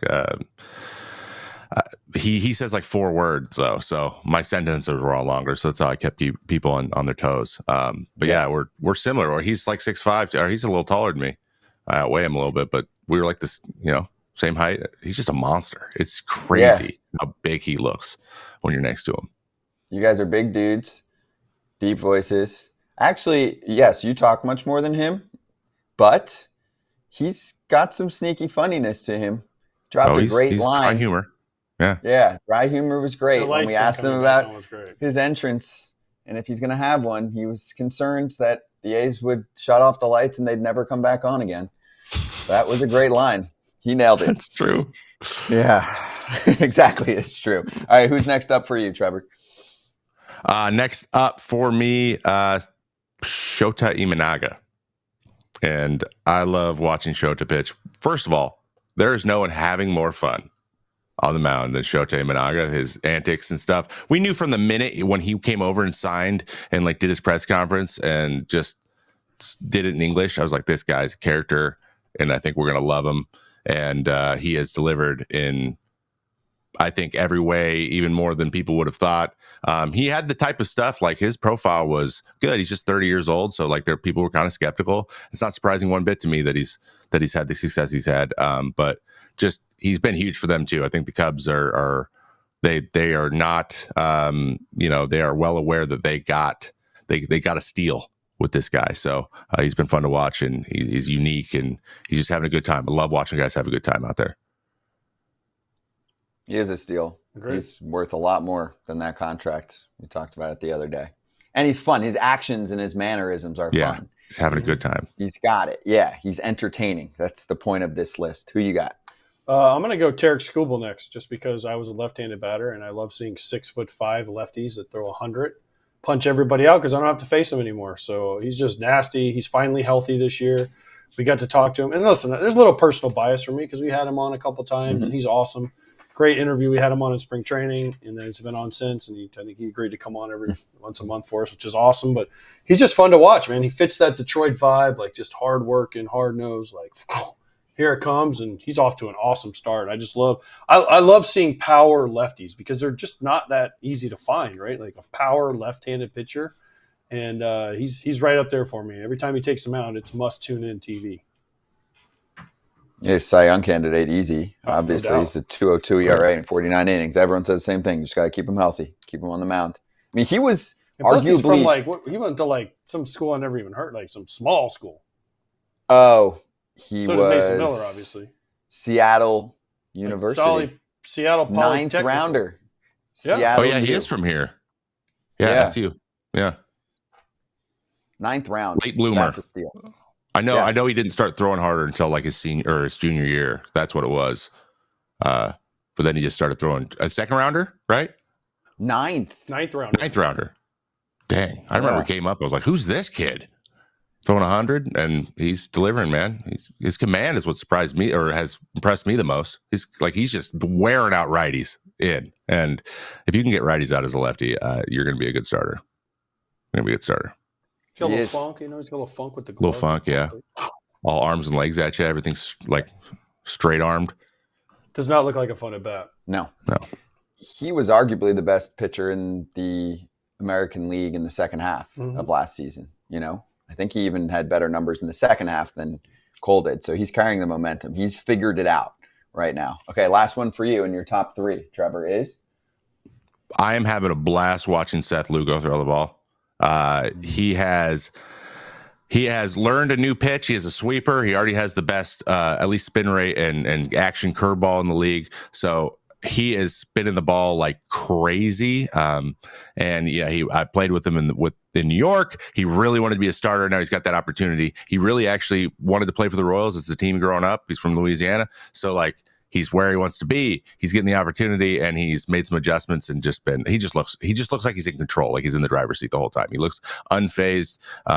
He's a veteran guy, and we're seeing like the peak of Seth Lugo. So I'm really loving it because he is a pitcher. He uses all 6 of his pitches, and he's just moving the ball around. We just dip diving, dodging guys, and he's got the success to show. So I love Seth as a guy, but it's really nice to see him getting the opportunity that he wanted and then really taking advantage of it, and arguably the runner or the leader for the Cy Young right now in the AL.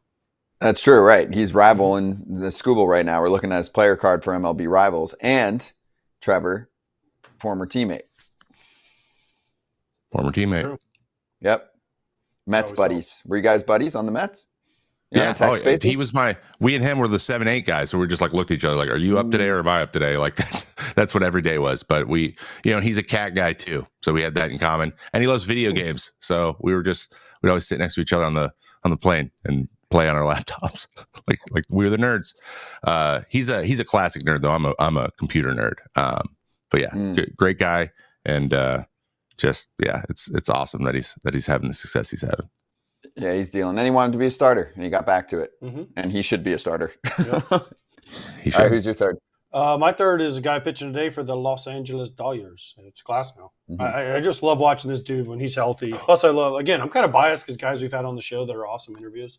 Plus, he was great in Oppenheimer. Loved him in Peaky Blinders. So, he's got bonus points for the things he does off the field. Plus, the story about how he met his girlfriend is incredible. If you haven't seen it, he asked the camera guy he saw a girl in the stands, and he said, "Hey, camera guy," and he zoomed in on her, and then he sent her a ball with his phone number, and now now it's his girlfriend. Kind of an awesome story. But listen, this dude, fastball, curveball mix, and if he stays healthy, I mean, he's incredible. He's one of the best pitchers in the league. I know everyone's like, "Oh, he's going to break down," but I hope he doesn't, because every time he's on the mound, there's a chance you can see a no-hitter. You could see he punched out 14 guys in like 70 pitches the one outing. I mean, this dude has got the stuff of champions, and it's good to see him healthy, and I love watching him pitch. Yeah, love that. It's all coming together for him. Great signing by the Dodgers to keep him there, too. Mm-hmm. So, if anyone can keep guys healthy, I always feel like the Dodgers figure out a way to keep guys healthy. Somehow. Yeah, I mean, they lose their fair share. They do, but they too. always, they I don't know, they find ways. Guys that have had injury histories, I don't know what they do, but they figure it out, and they keep them healthy enough to where, like, oh, it's postseason, they're ready to go, right? I think like Paxton's an example. How about Kershaw? Like, yeah. I feel like he's broken down in many ways, right? His body has done this for such a long time, and they've been able to. I get it. He didn't pitch well in the playoffs last year. His shoulder fell off, but they've been able to keep him in the regular season as one of the best in run prevention and have a plan for him that's not 30 starts. You can afford to do that also when you're a lock for the playoffs. They don't have to sweat it out usually. It's April 1st. They're like, so we're in the playoffs. So how are we getting everyone to October feeling good?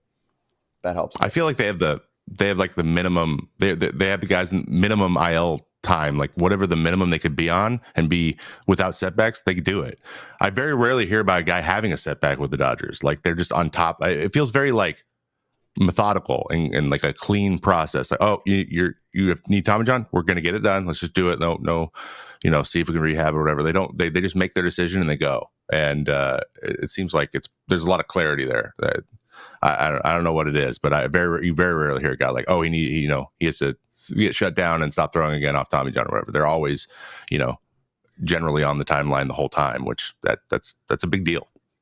Maybe they're just anti-PRP. I mean, those work once in a blue moon. Maybe they're just like, we're not gonna do the whole rest, rehab, PRP. Just fix it. Yeah, let's just get this done. Anyway, all right, that was cool. Good top three from both of you, and let's give you a little look at MLB rivals right now. In the heart of every baseball season, there exists a rivalry that transcends the game itself. We gather for the love of the game. We watch as history is made. And we play for our city. Download MLB Rivals 24. And you can do that for free by scanning the QR code on your screen right now. I've got the game, ranked battle renewal, new rival series grade, special cards, new trade event mini game. Scan the QR code, download MLB Rivals for free. Go get it. Thank you, Freddie. Thank you, Xander. That's Bogarts and Freeman, if you're new to the party. All right, our next guest is ready to go right now to talk about a team that was flying and now they're crashing. Ben Higgins, you can follow him at Ben Higgins SD. He is a sports director and also radio host of the very popular Ben Woods show on 97.3 The Fan. Ben, great to have you on here for the first time. Appreciate it. Of course, it's not the best timing, but it's also relevant timing. So what have you witnessed in Padres baseball in the past 2 weeks? That's funny because, if we had been on 3 days ago, this would have been a very different conversation about a team headed in the right direction, playing some good baseball under Mike Shildt, 4 straight series in a row, taking 2 or 3 from the Dodgers. All was good in Padres world and on our show on Monday morning. And then the Rockies come to town and sweep 3 straight, and the Padres looked like their worst series of the season. And, of course, now fans think the sky is falling. Mike Shildt specifically said the sky is not falling in his clubhouse yesterday, but that's where we're at this moment, trying to figure out who the real San Diego Padres are. But haven't we really been trying to figure out who the real San Diego Padres are for the last 3 or 4 years? Lots of talent, play a lot of good baseball. Somehow at the end, doesn't seem to be enough wins at the end of the season. That was going to be my first question. Which team do we get? Is it the one that seems to be able to handle the Dodgers?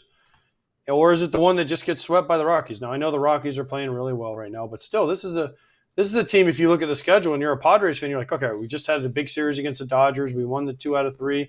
Darvish goes out and shoves on the last game. And, we got the Rockies coming to town. Man, we can keep this momentum going. And then, boom, we lose 3 in a row. So which one is the real San Diego Padres? Or is it just always going to be a team that we think is better than what they are? Well, I think the real San Diego Padres will be determined by whether or not Manny Machado and Xander Bogaerts start hitting like Manny Machado and Xander Bogaerts. Because honestly, the guys who have carried them to a pretty decent start are Jurickson Profar, who signed a $1 million deal in the offseason and honestly has been the best outfielder in the National League, I think, to this point of the season, which is incredible. Jackson Merrill, who is a rookie who had never played center field. He showed up to spring training, had never stepped into center field in his life, and is now the starting everyday center fielder for the Padres. He's done great. And the bounce back from Jake Cronenworth at first base. All those questions were answered. And then the guys that you're counting on to be the heart of your offense, Xander Bogaerts got off to a terrible start. Manny Machado, coming off the elbow surgery, has been in a major slump lately. And even Fernando Tatis Jr., while he hasn't been bad, has not been the take over the game Fernando Tatis Jr. like player that we have seen in the past at times. So those guys get going. Padres should have enough pitching and depth to be fine. If those guys don't get going, I don't think there's much hope for the rest of the season. Mm-hmm. Fair. Yeah, very fair. Yeah. You need your stars to be stars, right? I mean, you need them. What did you think of the Arise trade when that went down? I mean, I'm sure you were shocked, as anyone was, on the timing at least. I try not to be shocked by AJ Preller anymore, covering him for the last decade. He can do anything at any time, including trading for a batting champion in May. To be honest, we had heard some rumors at the start of the season that he was very interested. Once he's interested in a player, guy locks on like a bulldog, and he's got enough depth in his farm system because he continues to replenish that he's not afraid to pull the trigger on these deals. So it wasn't shocking. It was a little bit surprising.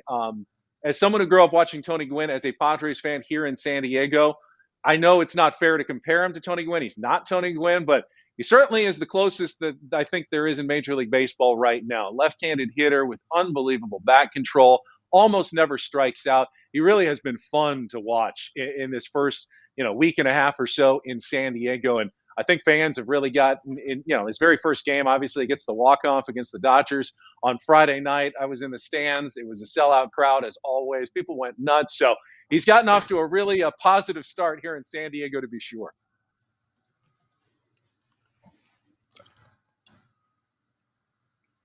Hey, we might have lost someone else that wasn't me. I'm so sorry. I thought someone was going to pop in. I got a question. We're talking about possibly some underperforming, the fans getting a little bit antsy, wanting to see some more wins, and the Rockies are steamrolling everyone right now. So I'm not going to hold that fully against you. But in your opinion, let's say the season ends, the irregular season ends tomorrow.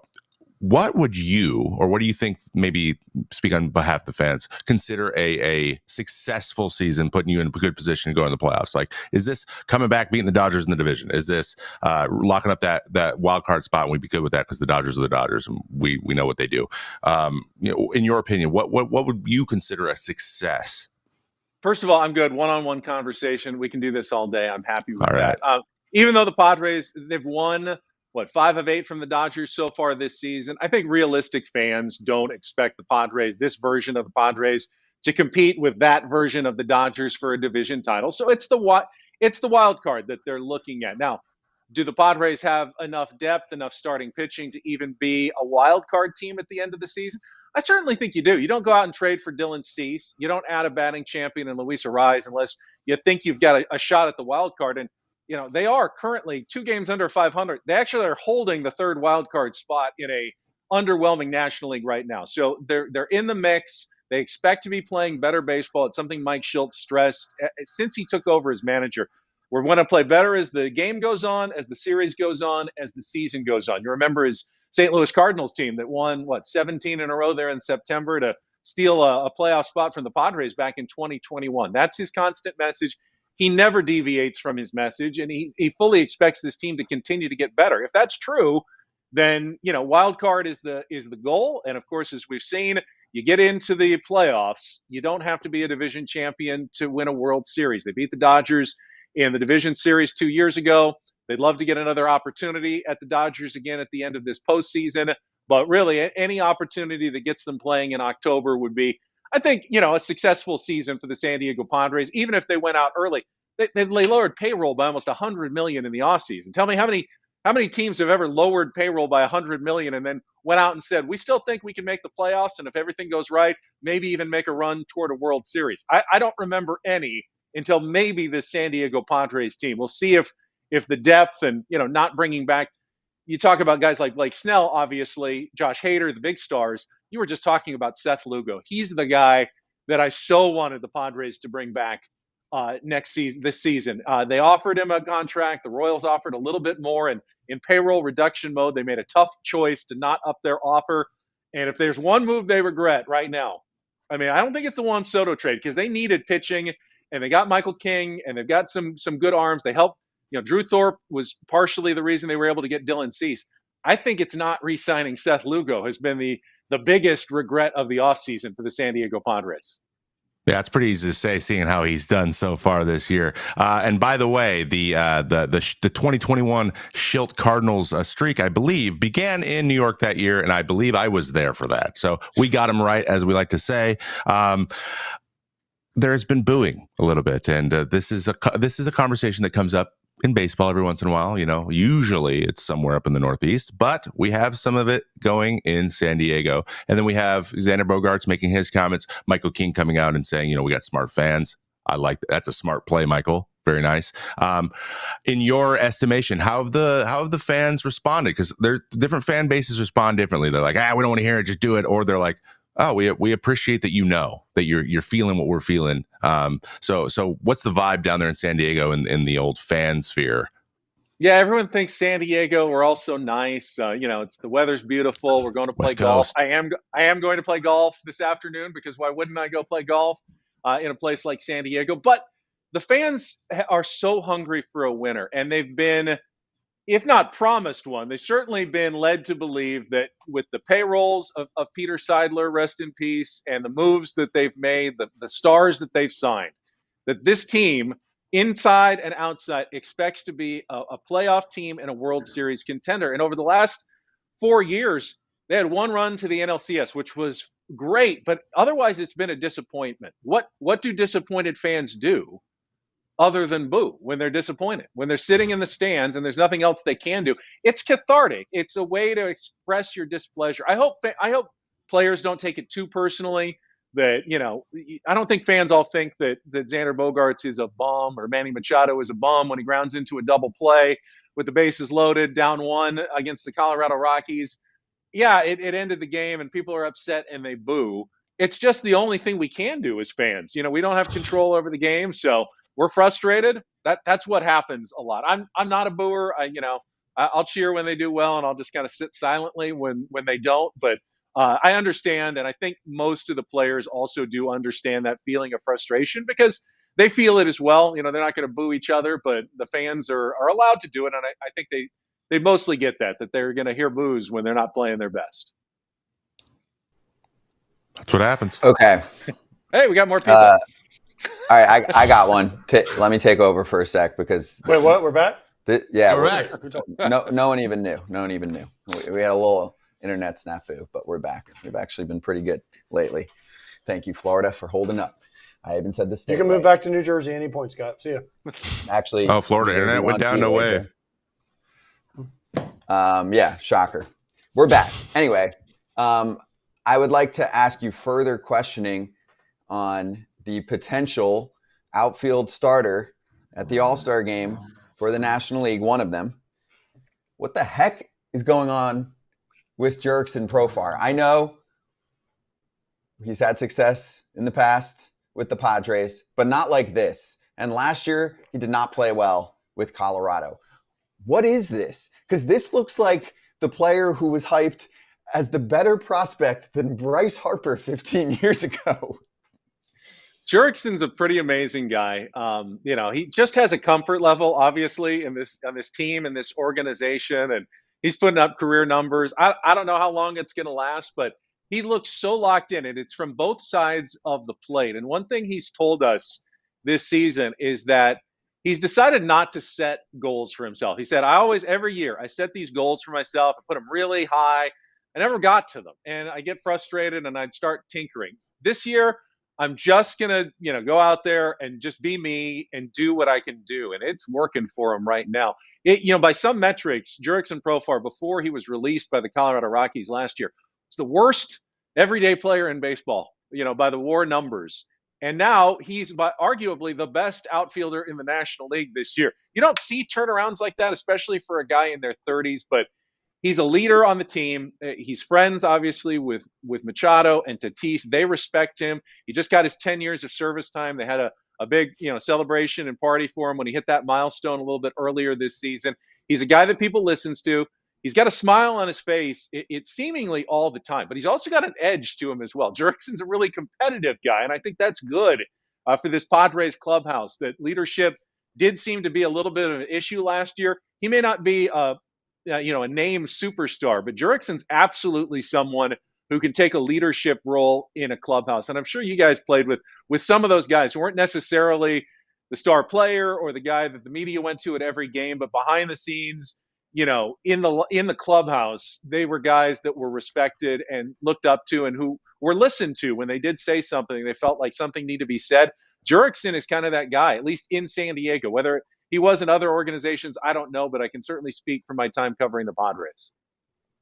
Hey, Ben, how close is like Musgrove and some of the injured Padres to coming back? Because they've been a little bit banged up, but not like awful like some not teams. Too bad. But it's been like kind of like at weird times and some strange things. But I know they need Musgrove back if they're going to compete. Clearly. Yeah, so Darvish went on for the minimum, and he's come back and hasn't given up a run since he came back. And then Musgrove went on with the elbow, so I think they called it inflammation or triceps tendonitis. He threw a bullpen early this week. I think he had another one yesterday. And if all good feels good, I wouldn't be surprised to see him on Sunday Night Baseball against the Atlanta Braves this week. They got Randy Vasquez penciled in right now, but if Joe can go, I would think that maybe on a pitch count, 5-inning type limit, you might actually see him back, which would make a minimum stay for both of those guys.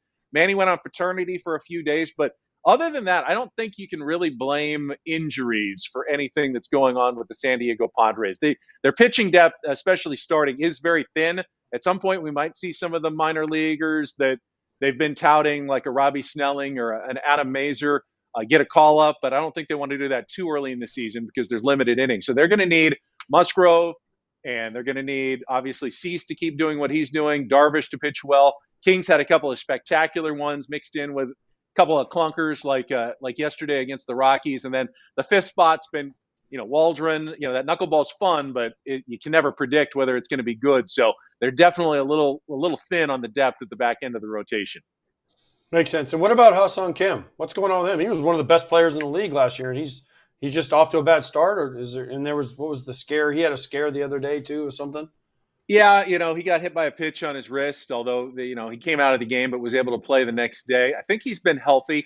Had some weird defensive issues early in the season. I mean, the guy is so good with the glove. You're almost shocked when he commits a couple of errors. So clearly, he's gotten off to a slow start.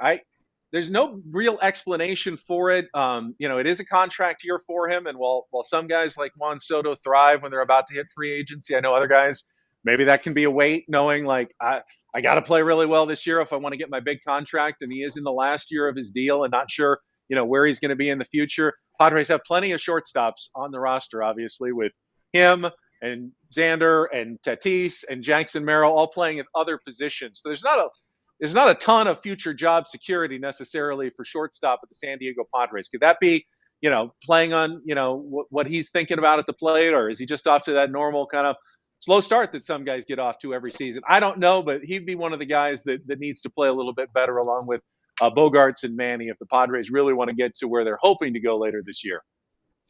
I know they haven't necessarily had the success that Pods fans were hoping for 5 to 7 years ago heading into this run, but they are entertaining. They are interesting. AJ Preller keeps things interesting. I'm expecting much more for him over the next couple months. Ben, it's great to talk to you and have you on here for the first time. Love your show. You do a great job on there. And everyone make sure you give him a follow at Ben Higgins SD and check out Ben and Woods on 97.3 The Fan. Thank you, Ben. Appreciate it, guys. Off to the links. Hopefully I can break 80 today. Ben, before you go, I just have to say when I saw Ben Higgins was coming on, I'm like, oh, I know Ben Higgins, the guy from The Bachelor. No, I know. And I'm like, I played golf with Ben Higgins. And then you're talking, and I'm like, wait, he looks different on. But he's a golfer. I interviewed him before. I know. Yeah, I got all of his mentions when he was The Bachelor because I was verified and he wasn't. So they were a lot of lovesick women out in this country that were communicating with me instead of him.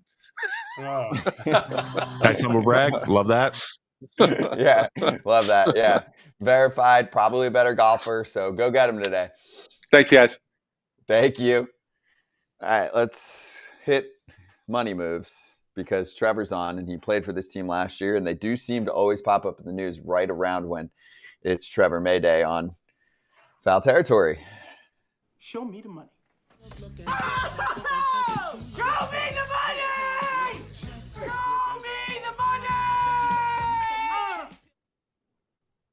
In a shocking development, the A's actually did come up with the money. The $26.5 million that the team owed Alameda County for their half of the Coliseum property was due. And Casey Pratt, who's on the scene down there working for ABC7, reports that they have paid their balance in full. What does this mean? Not much for Major League Baseball fans, to be honest. Means we'll see you in Sacramento. Right.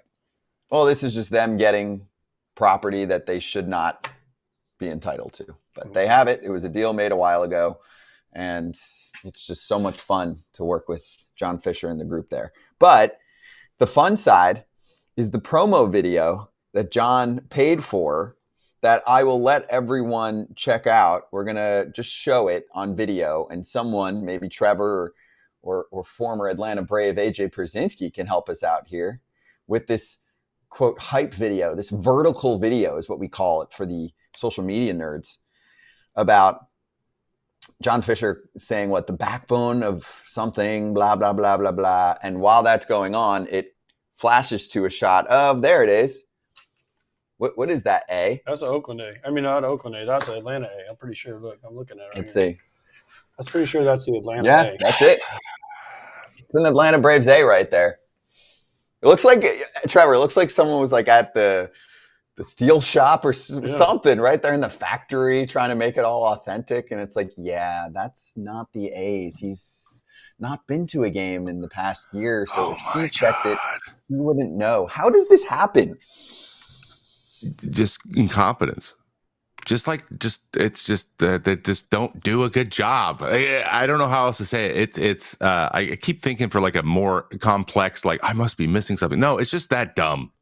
Like, just no one's like doing a good job. No one's just double checking things, making sure that like it's the, you know, all the comments on social media now are turned off for the team. Like they're just trying to avoid everything as opposed to just like doing it better. So that's tough, man. I got nothing for that. Like, how do you not even know which logo? There's 2 A logos. You could have flipped a coin and you flipped it wrong. Right? By the way, you know how you tell the difference between the Atlanta Braves A and the Alabama A? What? They're completely different script. No, they're the exact same script, but the Alabama A has a mullet. You'll get it if you look at them. They're the exact same letter, except for the Alabama A has the got a mullet. little. Yeah. Oh, I didn't know that. That's awesome. Yeah. That's a fun fact. I'm going to use that whenever I can. Yeah, exactly. I like that. So the Oakland A doesn't have a mullet and does not look like the Atlanta Braves A. Last time it's also like was on Times the New scene. Roman or like Old English or whatever. Yeah, it's like not. Yeah, it's not close. I don't know. Every time John Fisher's in a video too, there's something like that. Like it's almost like they're doing it on purpose.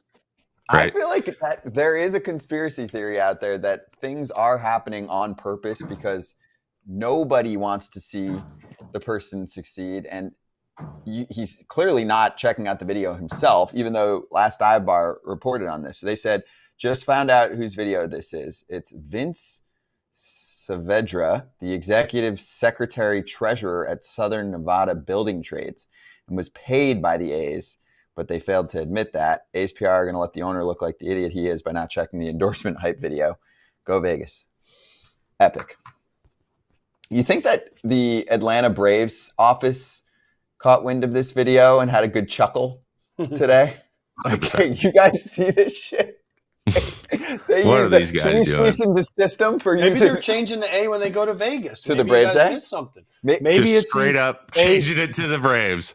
Maybe it's they're trying to Yoink. emulate the Braves and be It's ours like the now. Braves. So when they go to Sacramento, they're going to have a different A, and then when they go to Vegas, they're going to have that Braves A because they want to be like the Braves. I don't know. John Fisher's a big fan of hit new show Hammer Territory, which was #1 on Apple Podcasts over the last couple weeks. Mm-hmm. I can't blame the guy. It's a good show. Go check it out. Unreal, though. Unreal. The incompetence that continues. Okay. Are we good to go on picks? Or are we waiting? I'm looking for a sign here. Or can we go to a different topic? I'm going to go to a different topic in 3, 2. All right. So while we have a few minutes here before we get to picks to finish off the show, because I think Lucy's going to join us for that. Back to AJ's favorite topic, because we didn't actually get to hear Trevor comment on it.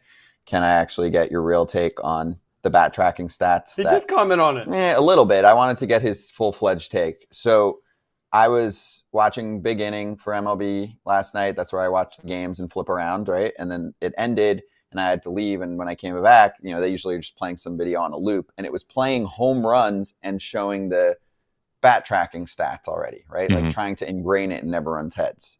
Mhm. So you think it's very marketable from a fan perspective, and where are you going to see this be effective, I guess, on the major league side? Because yes, you have Giancarlo as the fastest swing speed. Luis Arraez has the quote worst swing speed, but he's got the shortest swing. Stephen Kwan in that category too. What did you think of all this when you saw it? I think it's interesting I love what Rowdy was actually saying about learning yourself. And that's what I use. That's what I always think metrics as. It's like a more specific way of knowing what's happening. And then you do the old school way of fixing things. But like, it gives you a better idea. Like, I think this is happening. And then you can verify whether or not that's true or not. Because sometimes you're biased. You want things to be one way and they're not. And that's kind of what it did for me. I was like doing things I didn't know I was doing. So I think bat speed from the beginning, like hitters are just gonna be like, do I swing really fast? Do I actually have a quick bat or not? Like, that's where it's going to start. Like, oh, I actually don't. So maybe, I'm trying to do something that my bat actually, like, I'm not able to do as easily as I think I am. And then you can make some adjustments. I think that's the value to start. For fans, it's going to be, look what bat speeds and angles and distances produce homers. Like, and they're going with that. That's going to get people locked in. Stanton's also got the longest swing and the hardest swing. So like, there's correlations between that. I think what's going to happen is the nerds are going to run with it. We're going to get a bunch of like cumulative stats that are predicting whether or not a guy's going to be able to hit for contact or hit more homers, or if they're going to swing and miss a lot or not. And there's also bat path information too. Like, for example, like Freddie Freeman has the steepest swing, and Randy Arozarena has the flattest. As a pitcher, that's really valuable for me, because I can that bat path, like, I can think about what pitch shapes are going to go into a bat path naturally. So you want to avoid throwing something that they're going to naturally be able to do, like, automatically without thinking about it. Like, that kind of stuff, I think is the future. People are messing with it, and seeing where the value is for guys doing actionable stuff. But maybe also, I think pitching them just going to run with the swords. I just pronounced the W in swords. Sword stat. Like, swords are going to be thrown out there all the time. That's guys who are getting the most. And then they're also able to measure how much guys are missing by. And that'll also be a really interesting one to like the guys who are missing by the most, they're getting fooled the most. You could probably guess the guess more often than not, right? Like, you can predict whether or not a guy's, going along with you or not, like, or how prepared they are based on how much they make contact and pitches, and when they miss, they don't miss by very much. Meaning they're figuring things out, they're seeing your patterns, and then vice versa. If guys are missing like crazy, maybe they're just guessing up there. I don't know. These are just like ideas that maybe we'll shake out, but I think it will be like homers, and for pitchers it'll be like swords and how much they're missing by. That'll be the fun stuff for people to see, and we weren't able to see that before, so I'm interested to see it. I think it's gonna be cool. Yeah, and I think it'll be even cooler next year, when then we can start doing comps on specific players, like what was his swing speed this year versus the next year. The decline too.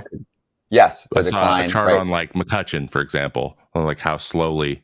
And there's a couple like points in his career where it like kind of dove a lot, and they were coincided with injuries. So like, you can make predictions that way too, but also it's something you can train when you know about it. Like, you can think about how do I think about faster swing speed, and then train for it and see what opportunities are there. It's just, I don't know. It's another thing now that we can attach a number to, and then see if that's happening in real life, which is for a lot of guys helpful for committing to a change. That's what it did for me anyways. I could commit easier when I knew scientifically what was going on. I like sprint speed for that. When someone's like, oh, that person's slowing down, I'm like, well, let's find out. Let's go to the sprint speed. We had a good episode recently where we went over the slowest dudes in baseball, and it was fun. All right. Anyway, let's move to the free game of the day on the BetMGM app. If you are a BetMGM customer logged in with a funded account, live streaming is available to watch the Pirates-Cubs game tonight for free. Lucky you. And I'm being serious. I'm not being sarcastic. It's Jared Jones against Justin Steele. Steele was hurt for a good chunk of the season. Now he's back. He's a good pitcher. And Jared Jones, very good pitcher. So fun pitching matchup at Wrigley Field. Go check it out. It's a 7:40 Eastern time first pitch. And we're ready for our last guest of the day. Last but not least, of course, to help us win some dough, Lucy Burdge on the show. Hello, gentlemen. Best for last. Hello. Right? Okay. Yes, best for last. Yeah. And before we do our picks, Lucy, AJ has been very excited to show you this motion. You might have to do it again for her to really understand what's going on. Well, that's beautiful, AJ. Very nice. You don't get it, catch, Lucy? Did you catch that the video Shohei of your favorite Ohtani? player? No, that was your man Cassis. crush. No better. Tristan Cassis Cassis in the dugout on the IL, false hustling that he was like staying in shape. Okay, AJ. Okay, now, yes, he was doing that in the dugout because he is trying to get back to playing as soon as possible. This guy is unbelievable with his work ethic and the way that he is never, you can never catch him sleeping. He is always a head on a swivel, always ready to go at a moment's notice. If they said, you know what, we really need you, Tristan, in the game right now, he would say, okay, I will do it. I will fight through any pain whatsoever, and I will play in this game to help this team because he is trying to stay as sharp as possible, and I commend him for that. And I couldn't be happier to see that he is taking this so seriously and takes everything seriously. And it was Tristan Cassis yoga bobblehead night the other night, just to throw that out there because he is really just the greatest player to that ever. Might be the most biggest bullshit homer answer I've ever heard in my entire life. If he was doing everything he could to play, he'd be on the field. He wouldn't be in the dugout false hustling. Trevor, let me ask you. False hustle, AJ. Oh my goodness. But you didn't this eyewash man, false hustle. What do you want to call it? Yeah. But let me get blood the station. and Eyewash tears station. on the Oh, I field. got something in my eye. There's no point. We as would a give him hitter. crap for sure. Didn't he Oh, stand in the God. box too? Didn't he just go out and stand on the field? He stand in the box for like 10 minutes? At batting practice. He just stood there and stared. Didn't even move for 10 straight minutes. 10 straight minutes, it was reported. That's a long time and not an exaggeration. Because if you're standing there staring for 10 straight minutes, that is manifestation like you read about. And Mercury isn't even in retrograde, AJ. Mercury is direct right now. So Mercury look is at in. AJ. Oh, we got it. Mercury This is was in a his very eyes right good- now. That's why he has to watch. Look at that. Look at that foot where, oh God, inject that into my veins. Look at that. I hate He that is I already knew that. so locked in. Look at this It's a guy. what? I right. saw Let's move speculation. AJ, I saw that people were saying as a teammate, this would be really annoying. Oh Would my this be gosh, he annoying would to get you? destroyed. Trevor You would, Teller, yeah. he would get You destroyed. would. We'd be like, You would, but but like, like, you know what? I'd be like, hey man, what are you doing? But at the same time, like, man, I wish I could be that locked in. I can't even go 10 minutes without looking at my phone. Thank you, because that's what people said when he first came up and he was lying in the grass before the game, and people were like, "What the f are you?" Oh, you can swear on this. Yeah. They were like, "Are you fucking kidding me?" Swear. And There so you go. yeah, so that's what one player verbatim said. Are you fucking kidding me with this guy? And now look at him. My AL MVP pick. It's really going well for that bet, but I think otherwise, maybe you should go lay in the grass and do some. I should. It's grass angels. It's called grounding, where you become one with the earth, and it's I think it will get him back faster. It really works. I tried that once. It shocked me. You're just prone to shocking. When it comes to electricity, that's a different story. AJ is human electricity. Anyway, I'm yesterday's the opposite. locks. What's the opposite? AJ's got a nickname now for I've locks. had it for years. For I know, but years. it's resurfaced. Yes. Do you want to let Lucy know what they Lucy's call you? Too young. Have you never saw the movie with William Dafoe and I think Alec Baldwin was in it too. He's in Vegas and William Dafoe they called him the Cooler. And what was that movie called? It was called The Cooler. And Alec Baldwin. Oh, no, someone would be on so Alec Baldwin was like the casino manager, and someone would get hot, and he'd be like, "Hey," and it was his job because he owed so much to the casino that he would make him go walk over and just talk to the guy, and they would automatically lose. So they called him the Cooler. So when I was in San Francisco, Mark Gardner, I think that was his name, was our bullpen coach, and he started calling me that because we went to Puerto Rico and we were in the casino, and every time I'd walk by, he'd lose. So I was like, that was my nickname for the year, was the Cooler. And so he attached himself to Eric Kratz yesterday with his Pablo Lopez K prop, and the Yankees did not swing and miss much against Pablo. Nope. Meanwhile, I've been on this mission to try and avoid AJ from tailing my picks. So I've been placing down more than ever, right? I'm placing like the most mid bets I've ever placed. I mean, I was -1 like 50 yesterday. I did it again just to get him off my back. So I'll go first because my bet won yesterday with Texas at -165. And today I'm going -155. And selecting the Los Angeles Dodgers by 1.5 runs. Now, on the BetMGM app, their run line is 2.5, but you can buy it down. So if at 2.5, I think it was like plus 110 or minus 110. I was like, nah, AJ might touch that. So I was like, let me go to minus 1.5 because it's a bullpen game against Tyler Glasnow. So I'll go with the Dodgers tonight to pick up the dub against a flailing Cincinnati Reds ball club. Are you tailing that? I'm last. Okay, Lucy, you're We'll out. find out in a moment, I guess. Because this now explains when AJ and I both take Shohei Ohtani, and I think those bets maybe lose when we both are on him, and then when one of us is and the other isn't, he hits a home run or does whatever we bet him to do. So maybe now that explains it. But my lock of the day is the free game of the day, actually. So you can watch this bet hit free game of the day. Cody Bellinger to hit a home run. He has 7 home runs this season, 1 in his last 6 games, 3 in his last 10 against Jared Jones. He's batting .667 with a home run and a double in 3 at bats. So I like the spot for him to hit a home run tonight, plus 320 at BetMGM. Love it. Trevor? I'm a fan of that. Real quick, I want to point out one thing. Just pay attention. If he throws an 0-2 fastball to Cody Bellinger, he throws a lot of 0-2 fastballs to lefties. That's what he got him on last time. So if he does it again, you might see it again. I like that. For me, I'm going to take America's team, the Oakland A's, over the Astros. I think Joey Estes is a good pitcher, but I also know that the A's are the only team in the major leagues with over an 800 OPS in May. I bet you didn't know that. So I got them putting up some runs against Christian Javier, who has been hit around a little bit lately. So, A's, take it. I like that a lot. I like that a lot. I was trying to decide. I was waiting till the last minute until I did my pick because I didn't know whose bet I wanted to wreck the most. So actually, for all of y'all, and I didn't pick Scott because he sucks. Cooler. I didn't pick Trevor because there's no way I could pick the A's in Houston. They haven't won there since like 1987. And then Lucy, yours with Cody Bellinger. I can never pick a Cub to succeed, right? So I'm going Tampa Bay versus Lucy's team, the Red Sox. I knew it. Even without Tristan Cassis, I'm taking over 8 because it's plus 100, and I am fucking betting it all. $3,085 I'm down. Tomorrow I'm going to be fucking even. So let's go.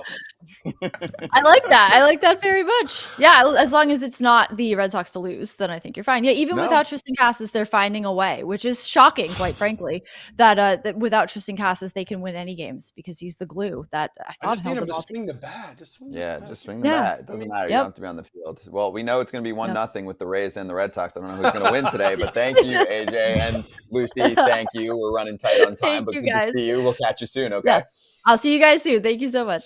Thanks, Lucy. Good luck on your bets tonight. And if you're new to BetMGM, the first bet offer is for $1,500, up to $1,500 back in bonus bets when you use the bonus code FOUL, FOUL.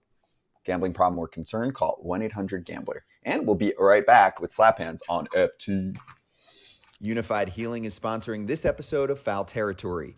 Unified Healing is an innovative global network of wellness centers powered by Energy Enhancement System, or EE System. This technology promotes wellness and deep relaxation, and there are hundreds of locations across the globe. Interested in experiencing the EE System technology for yourself? Go to unifydhealing.com/foul to learn more and find a center near you. That's UNIFYD healing.com/FOUL.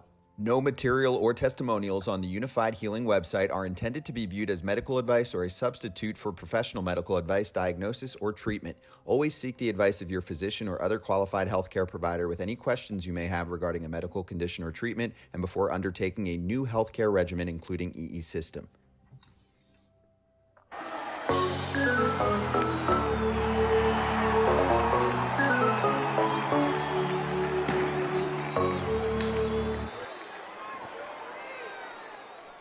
So many things to plug and promote. First of all, Fair Territory was awesome today with Ken and Alana, so go check that out if you didn't catch it. It still very much all applies to basically anything in the baseball world right now. They talked about a ton of topics, and you can download the podcast as well. Dodgers Territory is coming up in about 30 seconds, so you don't have to do anything. It'll take you right to the Dodgers Territory page with Alana and Clint. They're going to be joined by Mark Pryor today. Oh, yeah, Dodgers pitching coach. They had Miguel Rojas the other day if you want to check that one out, wherever you get your pods, but they'll have him on live if you have questions for him about the Dodgers pitching staff. The newsletter's up. I just dropped the link in the chat. I'll also drop it in the description page in the podcast that you're listening to right now if you're here. And lastly, FT merch is in the TikTok shop. Shirts, hats, hoodies, wristbands, mugs, stickers, the whole deal. You can tap the link and get after it in the little TikTok shop. So we've got a lot of things going on. It's a real business. Support us if you like free content. That's all I'll say. Trevor, did you have fun? This one had a lot to it. There was a lot going on. I'll always have fun, guys. Anytime. We love having you on, dude. It was great. Thanks to all the guests, too. And we will see everyone on Friday for FT. Subscribe, please, YouTube. I know it's hard for Scott to say.